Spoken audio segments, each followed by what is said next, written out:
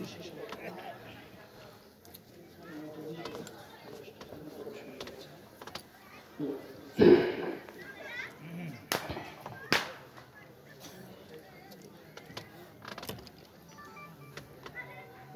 عليكم ورحمة الله وبركاته.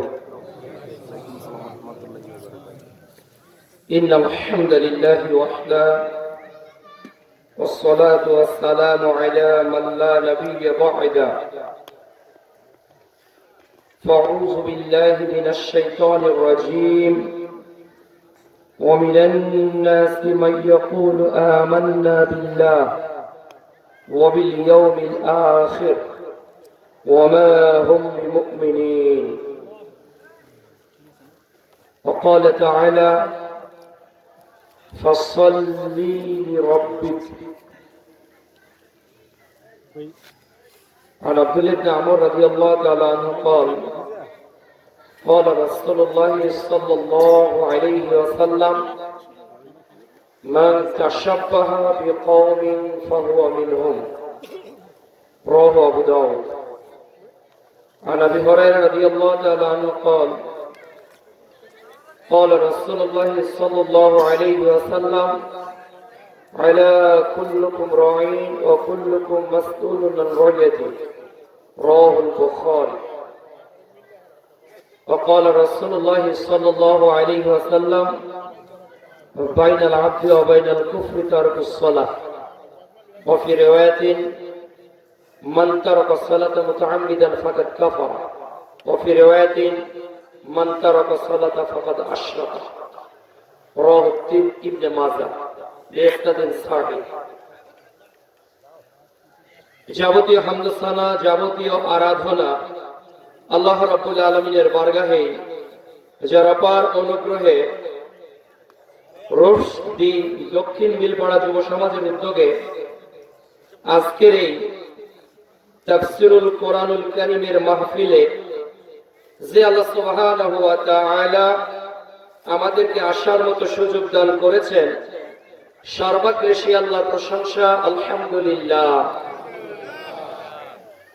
আল্লাহ রাব্বুল আলামিনের প্রশংসা করলে আল্লাহ খুশি হন নাকি নারাজ হন? অল্প না বেশি? বেশি।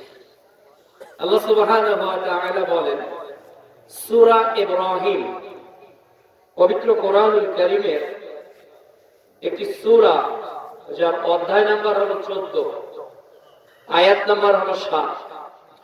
আল্লাহ তাআলা বলেন লা ইন শাকারতুম লাযীদান্নাকুম। আল্লাহর নিয়ামতের কেউ যদি প্রশংসা করে, আল্লাহ রাব্বুল আলামিন বান্দার প্রদত্ত নিয়ামতকে আরো বাড়িয়ে দেন। আল্লাহ রাব্বুল আলামিন আমাদের যে নিয়ামত দিয়েছেন এটা পৃথিবীর কোন কম্পিউটারে গণনা করা সম্ভব নয়। পৃথিবীর কোন কম্পিউটারে গণনা করা সম্ভব নয়। আজকের টেকনোলজি, আজকের মেডিকেল সায়েন্স, আজকের বিজ্ঞান বলছে পৃথিবীতে যত প্রকার প্রাণী রয়েছে, যত প্রকার উদ্ভিদ রয়েছে, যত প্রকার মৎস্যকুল রয়েছে, এর প্রত্যেকে 1000-এর মধ্যে একটা সন্ধান আমরা পেয়েছি। বাকি 999টি জিনিস আমরা বিজ্ঞানীদের অজানা। তাহলে মাছের মধ্যে যত মাছের নাম জানি, এটা 1000-এর 1 ভাগ, 999টা মানুষের অজানা। যত গাছের নাম আমরা জানি, যত প্রজাতির বৃক্ষ, এর মধ্যে বিজ্ঞানীরা জানে 1000-এ 1টা, 999টা মানুষের অজানা। এই বিস্তর পৃথিবীকে আল্লাহ সৃষ্টি করেছেন, এর মধ্যে আশরাফুল মাখলুকাত হলো মানুষ। আমরা হলো শ্রেষ্ঠ জাতি, শ্রেষ্ঠ সৃষ্টি আল্লাহ। আমাদের মতো করে উত্তম সৃষ্টি আর পৃথিবীতে জমিনের নিচে আসমানের উপরে কেউ নেই। আল্লাহ নিজে বলেছে সূরা 3 পবিত্র কোরআনুল কারীমের 30তম পারা, অধ্যায় নাম্বার 95, আয়াত নাম্বার 4।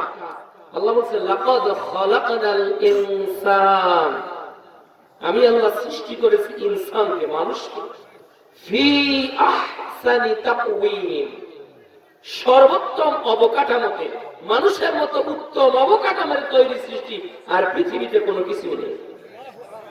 তাহলে আল্লাহ আপনাকে প্রথম মর্যাদা দিয়েছে ইনসান করে, মানুষ করে। মানুষ বলতে পারে তার স্বাধীনতা, মানুষ বলতে পারে তার মনের ভাব অন্য পৃথিবীর সব মানুষের সামনে। আল্লামাহুল বয়ান, এই power of speaking, power of talking, এই যে আমরা কথা বলি, এই যে ক্ষমতা একজন আরেকজনের সঙ্গে কথা বলি, এটা কার দেওয়া? এটা আল্লাহর দেওয়া। আপনি হিন্দু হন, বৌদ্ধ হন, খ্রিস্টান হন, আপনি যে তরিকার যে পথের হন, আপনি আমি যে কথা বলতে পারি, এই কথা বলার নিয়ামত সবচেয়ে বড় নিয়ামত। আপনি শোনেন, পাওয়ার অফ লিসেনিং, এই যে শ্রবণ একটা শক্তি রয়েছে, কোন যন্ত্র যে ভিতরে ফিট করা রয়েছে এটা আল্লাহ সুবহানাহু ওয়া তাআলা ছাড়া কেউ জানে না। যে বধির লোক তারও কান আছে, কিন্তু এই লোকটা শুনতে পারে না। আমরা দেখতে পারি সবকিছু পৃথিবীর, আমরা দেখছি। এই যে দেখার একটা শক্তি, কত গুরুত্ব বুঝবে কে যে অন্ধ। এই যে নিয়ামত, এটা কাউন্টিং করে, এটা গণনা করে শেষ করা যাবে না। হাতের আঙ্গুলগুলো দেখেন কতটা অসমান, তাই না? এখানে নিয়ে আসেন, দেখেন সব আঙ্গুল সমান হয়ে যাচ্ছে। এই যে ব্যালেন্স ধরার জন্য, এটা সৃষ্টি, উন্নত সৃষ্টি, মানুষকে তিনি তৈরি করেছেন। তিনি কে? কত সুন্দর চোখ, কান, জবান, বোঝার ক্ষমতা, পাওয়ার অফ ক্যাচিং, এই যে ধরছি আমি, আপনি ধরেন। হিন্দু মুসলিম ধর্ম আগে পরে একটু চিন্তা করে দেখেন যে এই যে ক্ষমতাগুলো, পাওয়ার অফ ক্যাচিং, ধরছেন একটা জিনিস, যে কোনো জিনিস ধরছেন, এটার জন্য যে একটা পাওয়ার, একটা শক্তি, কন্ট্রোল পাওয়ার, এটা কিন্তু আল্লাহ আপনাকে দিয়েছে। আপনি চাননি, আপনি চলেন, পাওয়ার অফ ওয়াকিং, এই যে আপনি হাঁটছেন, হেঁটে হেঁটে আসছেন, হেঁটে হেঁটে বাসা যাবেন, এই পথ চলার, এই পদযুগলকে যিনি শক্তি দিলেন, তিনি তো আমাদের স্রষ্টা। পৃথিবীর সর্বত্র বিচরণ করতে পারি, উঁচু টিলায় মানুষ উঠছে পা দিয়ে, এই সমুদ্র পৃষ্ঠে মানুষ চলছে, বিশাল বড় হাতিকে কন্ট্রোল করার ক্ষমতা আল্লাহ মানুষকে দিয়েছে। সাবমেরিন সমুদ্রের মধ্যে কিভাবে চলবে ও জ্ঞানটা আল্লাহ মানুষকে দিয়েছে। বিমানের মাধ্যমে এক দেশ থেকে আরেক দেশ কয়েক ঘন্টার ব্যবধানে যেতে হবে, মানুষ পারবে। এই যে শক্তি, power of memorizing, power of researching, এই যে গবেষণার শক্তি, মুখস্থ করার শক্তি কার দেওয়া? আল্লাহর দেওয়া। এটা এমন একটা মেমোরি, আনলিমিটেড মেমোরি, সবকিছুই মনে রাখতে পারি। বাবাকে বাবা, মাকে মা, ভাইকে ভাই, বোনকে বোন, এই যে স্মৃতিগুলো আল্লাহ যদি থরে থরে, স্তরে স্তরে বিন্যাস না করতেন, তাহলে আমরা রাস্তায় চলতে পারতাম না। ভাইকে বাবা বলতাম, বাবাকে শালা বলতাম, কথা ঠিক কিনা? এটা বলতাম। কেননা এই যে বোঝার ক্ষমতা, পাওয়ার অফ আন্ডারস্ট্যান্ডিং, এই যে বোঝার শক্তিটা কে দিয়েছে? এজন্য আমরা কৃতজ্ঞ হব না অকৃতজ্ঞ? কৃতজ্ঞ। আল্লাহ একটা সূরা দিয়েছে, সূরা আর-রহমান, নাম শুনেছেন? পবিত্র কোরআনুল কারীমের একটা সূরা, অধ্যায় নাম্বার 55, 55 নম্বর সূরা। এখানে মোট আয়াত আছে 78টি, 78 আয়াত ইন দিস সূরা।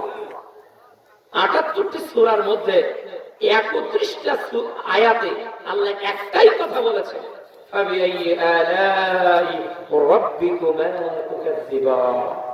হে জিন ও ইনসান, তোমরা আমার প্রদত্ত কোন নিয়ামতকে অস্বীকার করবে? কোন নিয়ামতগুলোকে মনে করবে যেটা মানুষের, এটা আল্লাহর নয়? এমন কোন একটা নিয়ামত আমরা খুঁজে পাবো? শুধু তাই না, সূরা লুকমান অধ্যায় 31 আয়াত 27, সূরা কাহাফ অধ্যায় 18 আয়াত 109, আল্লাহ বলছে যত গাছ দেখো, গাছগুলো যদি কালি হয়, যত পানি দেখো, পানিগুলো যদি কালি হয়, গাছগুলো যদি কলম হয়, সম পরিমাণ পানি দিয়ে যদি কালি করা যায়, আমার বরত্ব লিখে তোমরা শেষ করতে পারবে। এরপরেও আমরা কৃতজ্ঞ না অকৃতজ্ঞ? অকৃতজ্ঞ। এরপরেও আমরা অকৃতজ্ঞ। আল্লাহ বলছে, ইয়া আইয়ুহাল ইনসান মা গররাকা বিরব্বিকাল কারীম, সূরা ইনফাতির অধ্যায় নম্বর 82 আয়াত নম্বর 6 আল্লাহ বলেছেন, হে মানুষ, কোন জিনিস তোমাকে ধোঁকায় ফেললো? কেন তুমি ধোঁকা খেলে? যে আল্লাহ এত কিছু দিল, আসমানটাকে সুন্দর ছাদ করেছে, জমিনটাকে বিছানা করেছে, وأنزل من السماء ماء فأخرج به من الثمرات رزقا لكم। এই আসমান থেকে বৃষ্টি কি আল্লাহ নামায়? বিজ্ঞান বলছে যে বৃষ্টি নামছে, এই বৃষ্টিতে যদি ডাইরেক্ট নামতো, একেবারে যেভাবে টিউবওয়েল থেকে পানি বের হয়, যেভাবে মোটর থেকে পানি বের হয়, এইভাবে যদি ওই পানিচক্রের ওই মেঘটা বৃষ্টি হয়ে এইভাবে নামতো, তাহলে পৃথিবীর মানুষ বাঁচতে পারত না। ওটাকে ঝর্ণার মধ্যে ধীরে ধীরে ধীরে ধীরে এই জমিন পর্যন্ত নিয়ে এসে খাবারের ব্যবস্থা করে দেয়। এই জমিনের মধ্যে ধীরে ধীরে ধীরে ধীরে পানি পড়ে, একটু জোরে পানি পড়লে দেখেন না ফসলগুলো নষ্ট হয়ে যায়। এই পানি যদি বড় বড় আকৃতির হতো, পৃথিবীর কোন মানুষ জমিনে উৎপাদিত ফসল খেতে পারত না। এই নিয়ামত থরে থরে বৃষ্টি ঝর্ণার মাধ্যমে যিনি দেন মানুষকে, তিনি কে? তিনি আল্লাহ। এই আল্লাহ সম্পর্কে আমরা অবুঝ, অজানা, যার কারণে আমাদের মনে কৃতজ্ঞতা নেই। আল্লাহ বলছে সূরা সাবা অধ্যায় নম্বর 34 আয়াত নম্বর 13, আল্লাহ বলছে, কলিলুম মিন ইবাদিয়াশ শাকুর। আমার কৃতজ্ঞ বান্দা এদের সংখ্যা কম, যারা আমার কৃতজ্ঞতা প্রকাশ করে। আপনার হাতে যতগুলো জয়েন্ট রয়েছে, প্রত্যেক জয়েন্টের সাদাকা দিতে হয়, জানেন? সাদাকা কি? একটা ভালো কথা বলবেন, ওটা সাদাকার নেকি হয়ে যায়। সৎ কাজের আদেশ করবেন একজনকে, আল্লাহ সাদাকার নেকি আমার নামে দিয়ে দেয়। অসৎ কাজে একজনকে নিষেধ করবেন, আল্লাহ সাদাকার নেকি দিয়ে দেয়। ঘুম থেকে উঠে মৃত ব্যক্তি, আমি যখন ঘুম যাই, আমরা মৃত না? মৃত। আল্লাহুম্মা বিসমিকা আমুতু ওয়া আহইয়া। আল্লাহ, আমি তোমার নামে মারা যাই, আবার তোমার নামে জাগ্রত হবে। আগামী দিনের সূর্যটা পৃথিবীতে অনেক ব্যক্তির জন্য আর দেখা দিবে না। আজকের সূর্যটাই তার জীবনের শেষ দেখা শুরু হবে। হতে পারে আজকের রাত তার জীবনের শেষ রাত, তার জীবনের শেষ রাত। আজকের এই সময়টা আপনার জীবনের শেষ সময় হতে পারে। আজকের এই মাহফিলটা আপনার জীবনের শেষ মাহফিল। আর কোন মাহফিলে বসে আলোচনা শ্রবণ করবেন এমন সুযোগ আপনার জীবনে নাও আসতে পারে। আমরা সময়কে মূল্যায়ন করি না। আমরা আল্লাহকে না চেনার কারণে আল্লাহ থেকে বিমুখ। মানুষ যদি আল্লাহর মহত্ব বুঝত, মানুষ যদি আল্লাহর বিশালতা জানতো, তাহলে মানুষ প্রত্যেকে আল্লাহ আল্লাহ হতো, শয়তান আল্লাহ হতো না। এজন্য সর্বপ্রথম প্রশংসা যার করবো তিনি কে? আল্লাহ। আলহামদুলিল্লাহ। দরুদ ও সালাম বিশ্ব মানবতার মুক্তির দূত, মহা বিপ্লবের মহানায়ক মুহাম্মদ রাসূলুল্লাহ সাল্লাল্লাহু আলাইহি ওয়াসাল্লামের প্রতি, যার রেখে যাওয়া আমানত পবিত্র কোরআন ও হাদিস জানার জন্য আজকে আমাদের এই আগমন, মানার জন্য আজকে আমাদের এই আগমন। একটা ওয়াজ মাহফিল হলো ইসলামের একটা অংশ, পার্ট অফ ইসলাম। এই আলোচনা যদি আলেম সমাজরা না করতেন, মানুষ ইসলাম বুঝতে পারত? এটা গুরুত্বপূর্ণ একটা অংশ, সোর্স অফ নলেজ। এটা জ্ঞানের একটা উৎস। এখান থেকে বিভিন্ন আলোচকদের মুখে কথা শুনে অনেক মানুষ অনেক কিছু শিখে না, অনেক কিছু শিখে। একটা জামে মসজিদে খতিব বছরে 52টা জুমার খুতবা দেয়, মানুষকে অ্যাডভাইস করে না, উপদেশ দেয় না, মানুষ শিখে। এরপর ঈদের মাঠে খুতবা হয় না, মানুষ বক্তৃতার মাধ্যমে জানে এটা ইসলামের অংশ, জ্ঞানের উৎস। এই পদ্ধতি শিখিয়ে গিয়েছেন আমাদের নবী মুহাম্মদ রাসূলুল্লাহ সাল্লাল্লাহু আলাইহি ওয়াসাল্লাম। সম্মানিত শ্রোতৃ মণ্ডলী, আলোচনার প্রারম্ভে আমরা আল্লাহর নিকট প্রার্থনা করি আল্লাহ যেন আজকের এই প্রোগ্রামকে কবুল করে নেন। আমাদের সব কাজ আল্লাহ পর্যন্ত যদি না পৌঁছে, লোক যত বেশি হোক, বক্তা যতই দামি হোক, স্টেট যতই সুন্দর হোক, যদি এটা মকবুল না হয়, কবুল না হয়, দামি স্টেট, দামি বক্তা, দামি শ্রোতা দিয়ে কোনো লাভ হবে না। ইন্না সালাতি ওয়া নুসুকি ওয়া মাহইয়ায়া ওয়া মামাতি লিল্লাহি রাব্বিল আলামিন। সূরা আনআম অধ্যায় নম্বর 6 আয়াত নম্বর 162। আল্লাহ বলছে, বলো তোমাদের সালাত, তোমার কুরবানি, তোমার জীবন, তোমার মরণ সবটাই হবে আল্লাহর জন্য। সবটাই আল্লাহর জন্য, সবটাই আল্লাহর জন্য। যারা করে আল্লাহর মদদ তাদেরকে ঘিরে রাখে, সবটাই আল্লাহর জন্য হতে হবে। নিয়তের ত্রুটি থাকা যাবে না। আমল নির্ভর করে কিসের উপর? নিয়তের উপর। আপনার নিয়ত কি? সহিহ বুখারী প্রথম খণ্ড ওহীর সূচনা অধ্যায় হাদিস নাম্বার 1। মানুষের আমল নির্ভর করে তার নিয়তের উপর। আপনি কেন বসেছেন? কেন আজকে আলোচনায় বসার নিয়ত হবে আমি দুইটা কথা শুনবো, এটা নিজের জীবনে আমল করার চেষ্টা করব, এই নিয়তে বসতে হবে। কে কত সুর দিতে পারলো, কে পারলো না, কে কত গজল বলতে পারে, কে পারলো না, কে মাধ্যে মুত্তাসিলের টান দিয়ে বাংলা হরফ টানতে পারে, আর কে পারলো না। আমরা তো আজকে এগুলো নিয়েই ব্যস্ত। আমরা সুর নিয়ে ব্যস্ত, আমরা গজল নিয়ে ব্যস্ত, আমরা কোরআন হাদিসের ব্যাখ্যা নিয়ে ব্যস্ত নই। আমাদের মজা লাগে গজলে, মজা লাগে বিভিন্ন রসিকতা করতে। কোরআন হাদিস যে আল্লাহর বাণী, এটা বাণী শুনতে আমাদেরকে ভালো লাগে। এজন্য কবরে যেতে হবে, কিয়ামতের মাঠে জবাব দিতে হবে। ওই দিন কিন্তু কোরআন হাদিসের উপর ভিত্তি করেই প্রশ্ন উত্তর হবে, সুরের উপরও নয়, গজল সঙ্গীতের উপর নয়।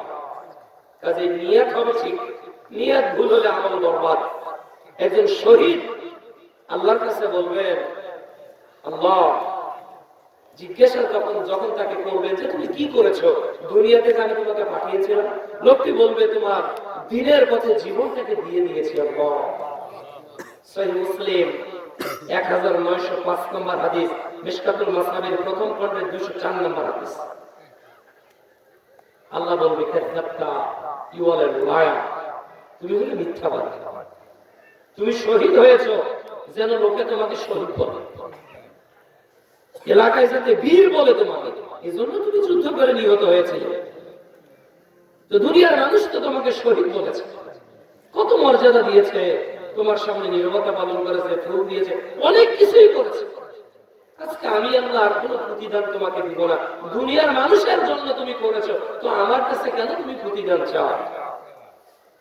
আল্লাহ রাসূল সাল্লাল্লাহু আলাইহি ওয়াসাল্লাম বলেন, ওই লোকটার মাথাটাকে নিচু করে, পাটাকে উপরে করে লোকটাকে হেসরাতে হেসরাতে জাহান্নামে ফেলে দেওয়া হবে। একজন দানবীর কেন বলা হবে, কি করেছো? বলবে, আল্লাহ তোমার পথে ব্যয় করেছি, মাহফিল হয়েছে, লক্ষ লক্ষ টাকা দিয়েছি, মাদ্রাসা তো হয়েছে, লাখ লাখ টাকা দিয়েছি, ইমামের বেতন আমি দিয়েছি, 5টা ইতিমের দায়িত্ব আমি চালিয়েছি, অনেক কিছু করেছি আল্লাহ দ্বীনের পথে। আল্লাহ বলবে, কাযাবতা, তুমি মিথ্যা বলছো বান্দা, তুমি এগুলো করেছিলে দুনিয়ার জন্য। দুনিয়ার মসজিদের সভাপতি হবে, তোমার নামে এতিমখানা হবে, মাদ্রাসা হবে, তোমাকে মানুষ দানবীর বলে জানবে, সভাপতির পদটা তোমাকে দিবে, তোমাকে বিশেষ অতিথি করবে, তোমাকে অমুক করবে, তমুক করবে, এজন্যই তো তুমি করেছো। আজকে আমি আল্লাহ তোমাকে কোনো প্রতিদান দেব না। ওই লোকটারও মাথা নিচু করে পাটা উপরে করে জাহান্নামে ফেলে দেওয়া হবে। একজন আলেমকে তৃতীয় আনা হবে, জিজ্ঞাসা করা হবে, কি করেছেন? আলেম বলবে, আল্লাহ রাত দিন তোমার দ্বীনের কথা বলেছি, নিজে পড়েছি, অন্যকে পড়িয়েছি, নিজে বুখারী শিখেছি, অন্যকে দার্স দিয়েছি, নিজে মুসলিম পড়েছি, অন্যকে মুসলিম পড়িয়েছি, নিজে আরবি ব্যাকরণ পড়েছি, অন্যকে পড়িয়েছি, নিজে কোরআন সুন্দরভাবে পড়েছি, অন্যকে পড়িয়েছি। আল্লাহ বলবে, আলেম সাহেব আপনি তো মিথ্যা কথা বলছেন, আপনি তো মিথ্যাবাদী। সবাই বলবে, ফেরেশতারা, হ্যাঁ আল্লাহ আসলে লোকটা মিথ্যাবাদী। তুমি এগুলো করেছিলে দুনিয়ার জন্য, তোমার টার্গেট ছিল দুনিয়া, দুনিয়ার লোক কিভাবে তোমাকে ভালোবাসবে, কিভাবে মসজিদের ইমামতি টিকবে, কিভাবে আগামী বছর দাওয়াত তোমার ডায়েরিতে জুড়বে, এই নিয়তে তোমার বক্তব্য, এই নিয়তে তোমার খুতবা, এই নিয়তেই তো তুমি ইয়াস স্যার জি স্যার আর নমস্কার করে অমুকের তমুকের পিছে পিছে ঘুরেছো। আজকে আমি তোমাকে কি প্রতিদান দিব? তোমার প্রতিদান তো মানুষের কাছেই তুমি নিয়েছো। আমি আল্লাহ কিছু প্রতিদান দিতে পারবো না। ইয়াউমা তাকাল্লাবু ওজুহুহুম ফিন-নার, ওই লোকটার মাথাটাকে নিচু করে পাটা উপরে করে জাহান্নামে দেওয়া হবে। এই যদি হয় আলেম, দানবীর এবং শহীদের অবস্থা, তাহলে আমাদের অবস্থা কি হতে পারে যদি নিয়ত ত্রুটিযুক্ত হয়? হে ভাইরা, নিয়তটাকে শুদ্ধ করে বসো, মনটাকে একটু খোলাসা করে। পাত্র যদি আমি তৈরি করে না নেই, তাহলে পাত্রের মধ্যে আমি যেটা দিব ওটা টিকবে না। পাত্রটা আমি তৈরি করার চেষ্টা করছি, আমি যে পাত্রে খাবারটা দিব ওই পাত্রটা ঠিক লাগবে না। আমি একটা পাতিলে পানি রাখবো, ওই পাতিলটা যদি ফুটো হয়, পানি আজীবন যদি ঢালি, তাহলে ওই পানি দিয়ে পাত্র ভর্তি হবে না। এই জন্য আপনি আমার কথা কিভাবে শুনবেন? আপনার মেজাজটাকে একটু একমুখী করেন। গিয়ার যদি আপনার থাকে তাহলে আলোচনা বলবে না। গিয়ার মানে বোঝেন, মোটরসাইকেলের গিয়ার আছে 1 2 3, আপনাকে নিউট্রাল থাকতে হবে, এরপর আলোচনা শুনতে হবে। এখন আপনি 3 নাম্বার গিয়ারে আছেন, 3 নাম্বার গিয়ারে থেকে আলোচনা শুনছেন, দেখে আমার গিয়ারে আলোচনা হয় কিনা। যদি 3 নাম্বার গিয়ারে 40-এর উপর, হ্যাঁ আমি শুনবো না। আবার বলতেছে না, যদি আমি 1 গিয়ারে আছি, যদি 1 গিয়ারের আলোচনা হয় তাহলে আমি শুনবো যে না, আমাকে শুনতে হবে ফ্লেক্সিবল হয়ে, একেবারে নমনীয় হয়ে। আমি এতক্ষণ পর্যন্ত যা বলবো এবং শেষ পর্যন্ত যা বলবো, আপনার মেন্টালিটি থাকবে যে শেষ পর্যন্ত যা বলে আগে শুনি, পরে দেখা যাবে। যা বলে আগে শুনি, মনটাকে খোলা করেন। আল্লাহ তৌফিক দান করুন। অনেক আলেম ওলামা, অনেক খতিব এখানে এসেছেন, আমি তাদের জন্য দোয়া করি। আমার তেমন কোনো বিদ্যা বুদ্ধি নেই, যোগ্যতাও নেই। সুবহানাকা লা ইলমা লানা ইল্লা মা আল্লামতানা, আসলে আমার কোনো জ্ঞান নেই। হয়তো আমার সাথে অনেক বিজ্ঞ মানুষ আমার সামনে বসে আছেন ভাই, আমি আপনাকে শ্রদ্ধা করি, সম্মান করি। আল্লাহ এই অত্র অঞ্চলের যত খতিব রয়েছে, আল্লাহ প্রত্যেক খতিবের হায়াতে তাইয়্যিবাকে আপনি বাড়িয়ে দেন। আল্লাহ তাদের পরিবারগুলোকে আপনি হেফাজত করেন। আল্লাহ যারা বছরের পর বছর অত্র মসজিদের বিভিন্ন জামে মসজিদে আল্লাহ মাসের পর মাস খুতবার মাধ্যমে, আলোচনার মাধ্যমে সমাজে ইসলামকে জীবিত রেখেছে, আল্লাহ এই সকল উলামায়ে কেরামকে আপনি প্রকৃত ইসলামের উপর আমৃত্যু থাকার তৌফিক দান করুন। আল্লাহ যত মসজিদের মুতাআল্লি, সভাপতি, সেক্রেটারি এসেছে, আল্লাহ তাদের মসজিদ যারা আবাদ করে, কষ্ট করে, মেহনত করে, আল্লাহ এই মসজিদের খেদমতের কারণে আল্লাহ তাদেরকে আপনি জান্নাতে ঘর দান করুন। আল্লাহ যারা মসজিদের সহযোগিতা করে, এমন অনেক মানুষ এখানে এসেছে, আল্লাহ প্রত্যেককেই আপনি জান্নাত দেন। আল্লাহ অনেক মসজিদের অনেক ক্ষতি পৃথিবী থেকে চলে গিয়েছে, মসজিদ যিনি দান করেছেন হয়তো সেই লোকটা আজকে আর পৃথিবীতে নেই, যে লোকটা খুতবা দিত। এমন কত ক্ষতি বা ক্রুদ্ধ হয়ে ভূপৃষ্ঠ থেকে ভূগর্ভে চলে গেছে। আজকের দিনে অত্র অঞ্চলের সেই যোগ্য ইমামদের কথা আমরা স্মরণ করি, যারা এক সময় অত্র এলাকার প্রত্যেকটা মসজিদে জুমার খুতবা দিত, কিন্তু আজ তারা নেই। আমরা মনে হয় সারা জীবন থাকবো, আমরাও একদিন চলে যাবো। আল্লাহ ওই সকল আলেমদের কবরটাকে জান্নাতের টুকরায় পরিণত করেন। আল্লাহ তারা যতটুকু আমল করেছে সন্তুষ্ট থেকে, তদ বিনিময়ে তাদের কবরের শাস্তিগুলোকে আপনি মাফ করে দেন। আল্লাহুম্মা আমিন। সম্মানিত শ্রোতৃ মণ্ডলী, আমার আলোচ্য বিষয় ঈমানের মূল্যায়ন ও সালাত।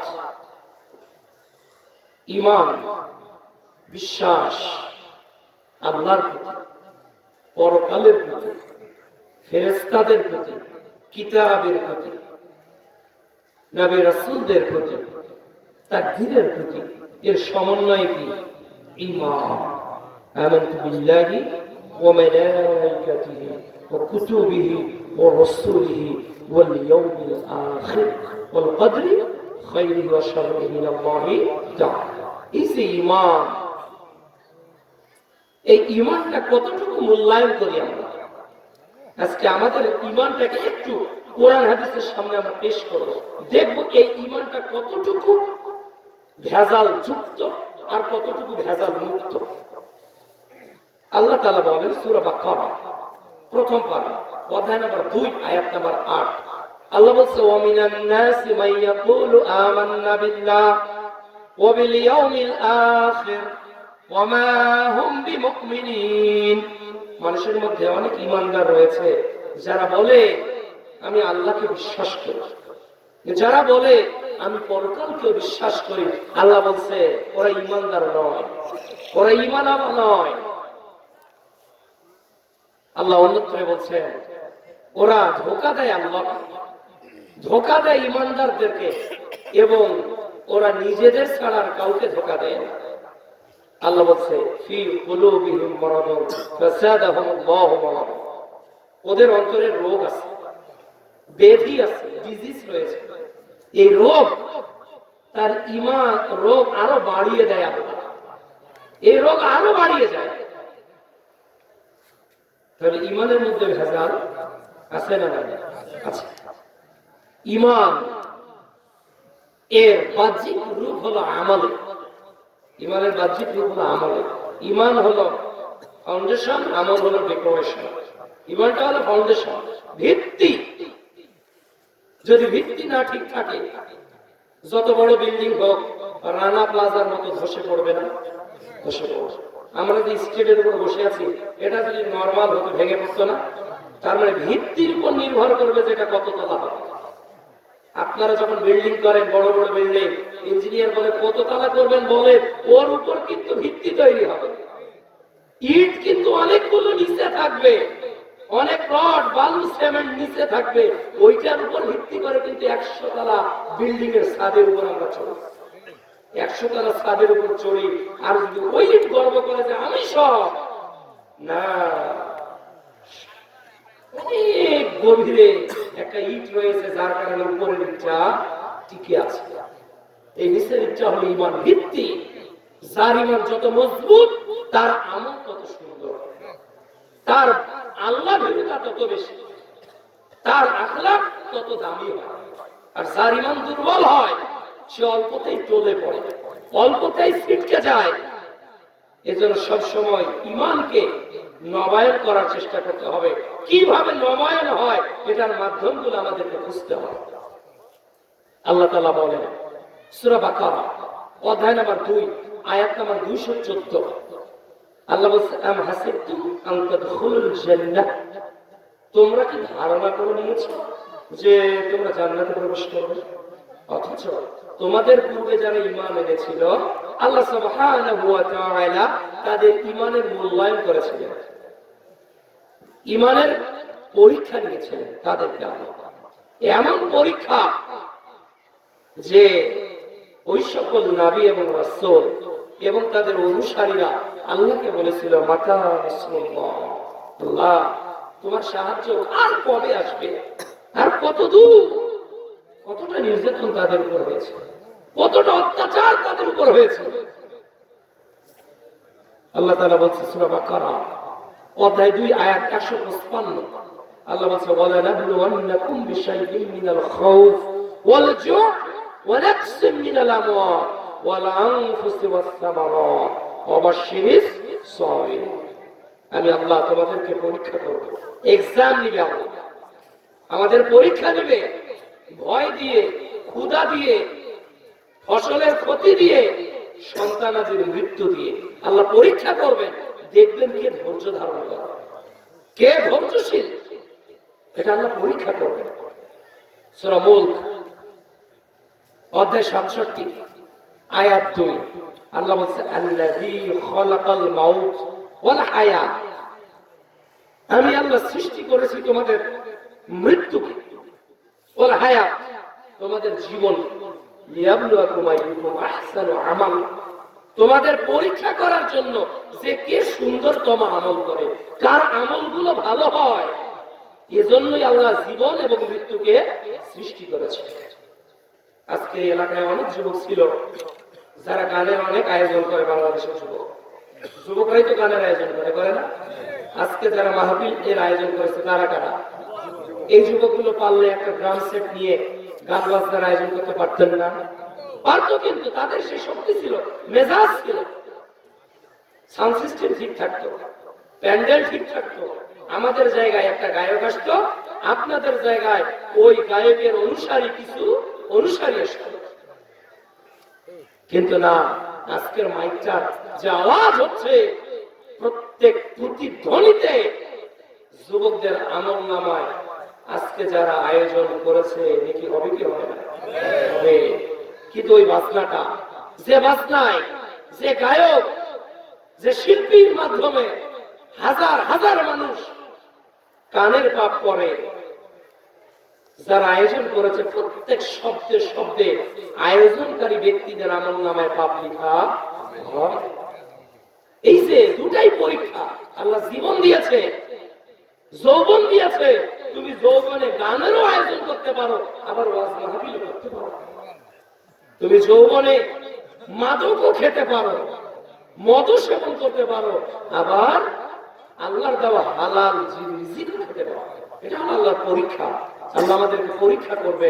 পরীক্ষা ছাড়া জান্নাত পাওয়ার কোনো সুযোগ আছে নাকি? না। পৃথিবীতে বলেন এমন একটা চাকরি আছে যে চাকরিতে পরীক্ষা লাগে না? বলেন এমন একটা সার্টিফিকেট আছে যে সার্টিফিকেট অর্জন করতে গেলে পরীক্ষা লাগে না? কেউ পিএসসি সার্টিফিকেট আছে অথচ পরীক্ষা দেয়নি, জিএসসি সার্টিফিকেট রয়েছে অথচ পরীক্ষা দেয়নি, এমবিবিএস ডাক্তার সার্টিফিকেট রয়েছে অথচ পরীক্ষা দেয়নি, এমন কোন ব্যক্তি কি পৃথিবীতে খুঁজে পাওয়া যাবে?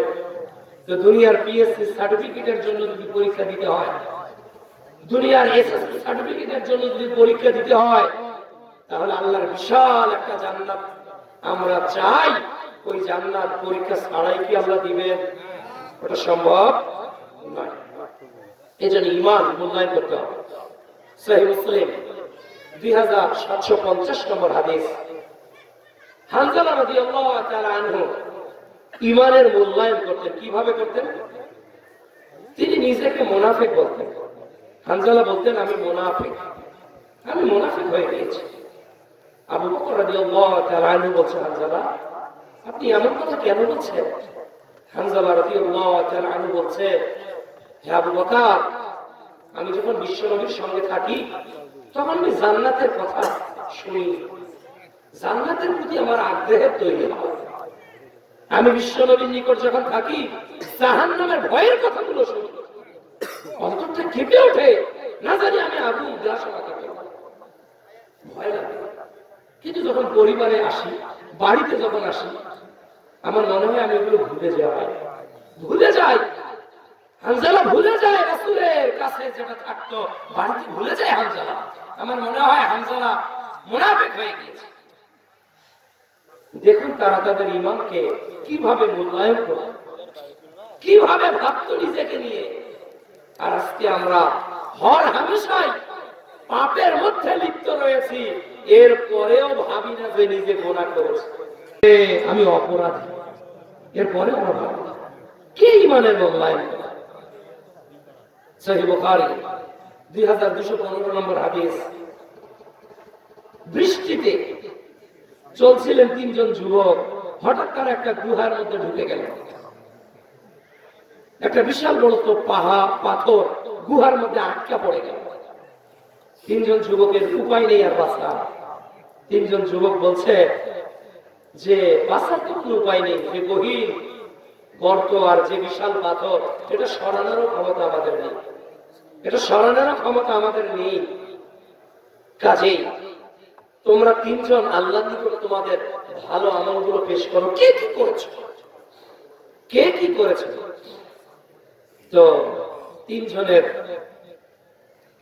একজন বলল যে আমি একটা আমল করেছি, একটা কাজ করেছি, আমার মনে হয় এই কাজটা সির্ফ আল্লাহর জন্য। সেটা কি? যে আমার এক চাচাতো বোন আমাকে বলেছিল যে তুমি 100 স্বর্ণ মুদ্রা যদি আমাকে দেও তাহলে আমি তোমার সঙ্গে রাত্রি যাপন করব। এরকম একটা প্রস্তাব। তো আমি এটা সংগ্রহ করেছিলাম। আমি একদিন রাতে তাকে দিলাম, সে আমি এক ঘরে হঠাৎ তার উরুর উপর আমি বসেছি। এমন সময় ওই মেয়ে বলছে, তুমি আল্লাহকে ভয় করো, তুমি আল্লাহকে ভয় করো। এই বাক্য বলার সঙ্গে সঙ্গে যুবক লাফ দিয়ে উঠেছে, লাফ দিয়ে উঠে চলে গিয়েছে ওই নারীর কাছ থেকে। এবার পাথরের সামনে দাঁড়িয়ে আল্লাহকে পেশ করে বলছে, আল্লাহ আমি স্রেফ তোমাকে ভয় করি, স্রেফ তোমার সন্তুষ্টির জন্য। কেউ বাধা দেয়নি, অর্থ সবকিছুই প্রস্তুত, ওই মহিলা প্রস্তুত, আমি তোমাকে ভয় করি। চলে এসেছে, আল্লাহ দয়া করে এই বিপদ থেকে আমাদেরকে বাঁচান। এই কথা বলার সঙ্গে সঙ্গে ওই পাহাড়ের গর্তের ওই পাথরটাকে আমরা একটু সরিয়ে দিব। হে যুবক ভাইরা, এটা হলো ঈমান। আজকে তোমার ফেসবুক, আজকে তোমার ইউটিউব, আজকে তোমার মেসেঞ্জারে কি অপরাধগুলো হচ্ছে তুমি একবার চিন্তা করো, চিন্তা করো। জায়গার সবগুলা কথা বলবেন না, নো মোর টক, সবাই একটু আজ্ঞান, কোনো কথা নাই, ধীরে ধীরে আপনারা এগিয়ে আসেন। কেউ কথা বলবেন না, একটু কষ্ট করে অন্য ভাইকে জায়গার জন্য সুযোগ করে দিলে নাকি হবে না? নাকি হবে না? আল্লাহ বান্দার সাহায্যে যতক্ষণ থাকে, আল্লাহু ফি আউনিল আবদি মা কানা আল আবদু ফি আউনি আখি, আল্লাহ বান্দাকে ততক্ষণ সাহায্য করেন যতক্ষণ আরেকজন আরেক ভাইকে সাহায্য করে। আপনি একজনকে বসার জন্য সহযোগিতা করবেন, আল্লাহ আপনাকে সাহায্য করেন। যারা দাঁড়িয়ে আছে তাদেরকে বসতে দিবেন না, আল্লাহ তৌফিক দান করুন। অনেক ভাই এখনো বাইরে আছেন, ভাই একটু যদি ভিতরে আসতেন। আমরা অনেক দূর থেকে এসেছি, আপনাদের এই জায়গায় আসতে আমার প্রায় 1.5 দিনের মতো সময় লাগে। কোথায় দিনাজপুরের ক্যান্টনমেন্ট খোলা আছে, অনেক দূর, অনেক কষ্ট করে আমরা এসেছি, অনেক অসুস্থ আমি হয়ে গিয়েছি। আপনারা পাশে আছেন, একটু আসুন। আবার কালকে এই অনেকদিন, একদিন পথ লাগবে বাসা যেতে। কাজে আপনি বাসা থেকে এতটুকু পথ আসতে পারবেন না? যুবক ভাইরা, আল্লাহ আপনাদেরকে মুসআব বিন উমাইরের মতো কবুল করে নেবে। আমি দেখতে পাচ্ছি আলহামদুলিল্লাহ আমার চোখ ভালো চলছে। আপনারা চলে আসেন, যুবকরাই তো জান্নাতে যাবে, কি বলেন? জান্নাতে কোনো বৃদ্ধ মানুষ যাবে না, কোন বৃদ্ধ মানুষ যাবে না। যাদেরকে আল্লাহ নিবে, মুরব্বীরা মন খারাপ করিয়েন না, আল্লাহ আপনাদেরকে যুবক করেই জান্নাতে ঢোকাবে। সুবহানাল্লাহ। সহিহ বুখারী কিতাবুস সালাত নামাজ অধ্যায়ের 660 নম্বর হাদিস, যেই দিন আরশের ছায়া ছাড়া কোনো ছায়াই থাকবে না, ওই দিন আল্লাহ তাআলা যুবকদেরকে ডেকে ডেকে আল্লাহর আরশের ছায়া দান করবেন, যারা আল্লাহর পথে ইবাদত করেছে। যুবক বলেছে, আমি আল্লাহকে ভয় করি। পাথর সরেছে। একজন বলল, তোমারটা বল। বলছে যে, আমি প্রতিদিন আমার মায়ের জন্য রাত্রে খাবার নিয়ে যাই, ওই খাবার আগে মা খায়, এরপর আমি আমার স্ত্রী ও সন্তানদেরকে খাওয়াই। কিন্তু একদিন ফিরতে দেরি হয়ে গেল, ফিরতে দেরি হলো, বাসা গিয়ে দেখি বাবা মা ঘুমিয়ে গিয়েছে। তাদেরকে ডাকবো কিভাবে? তাদেরকে ডাকাটাও আমার কাছে বিরক্ত মনে হচ্ছে, তারা না জানি কষ্ট পায়। আবার তাদেরকে না ডাকলে, না খাওয়ালে আমি আমার বাচ্চাদেরকে আবার খেতে দিব না, খেতে দিব না।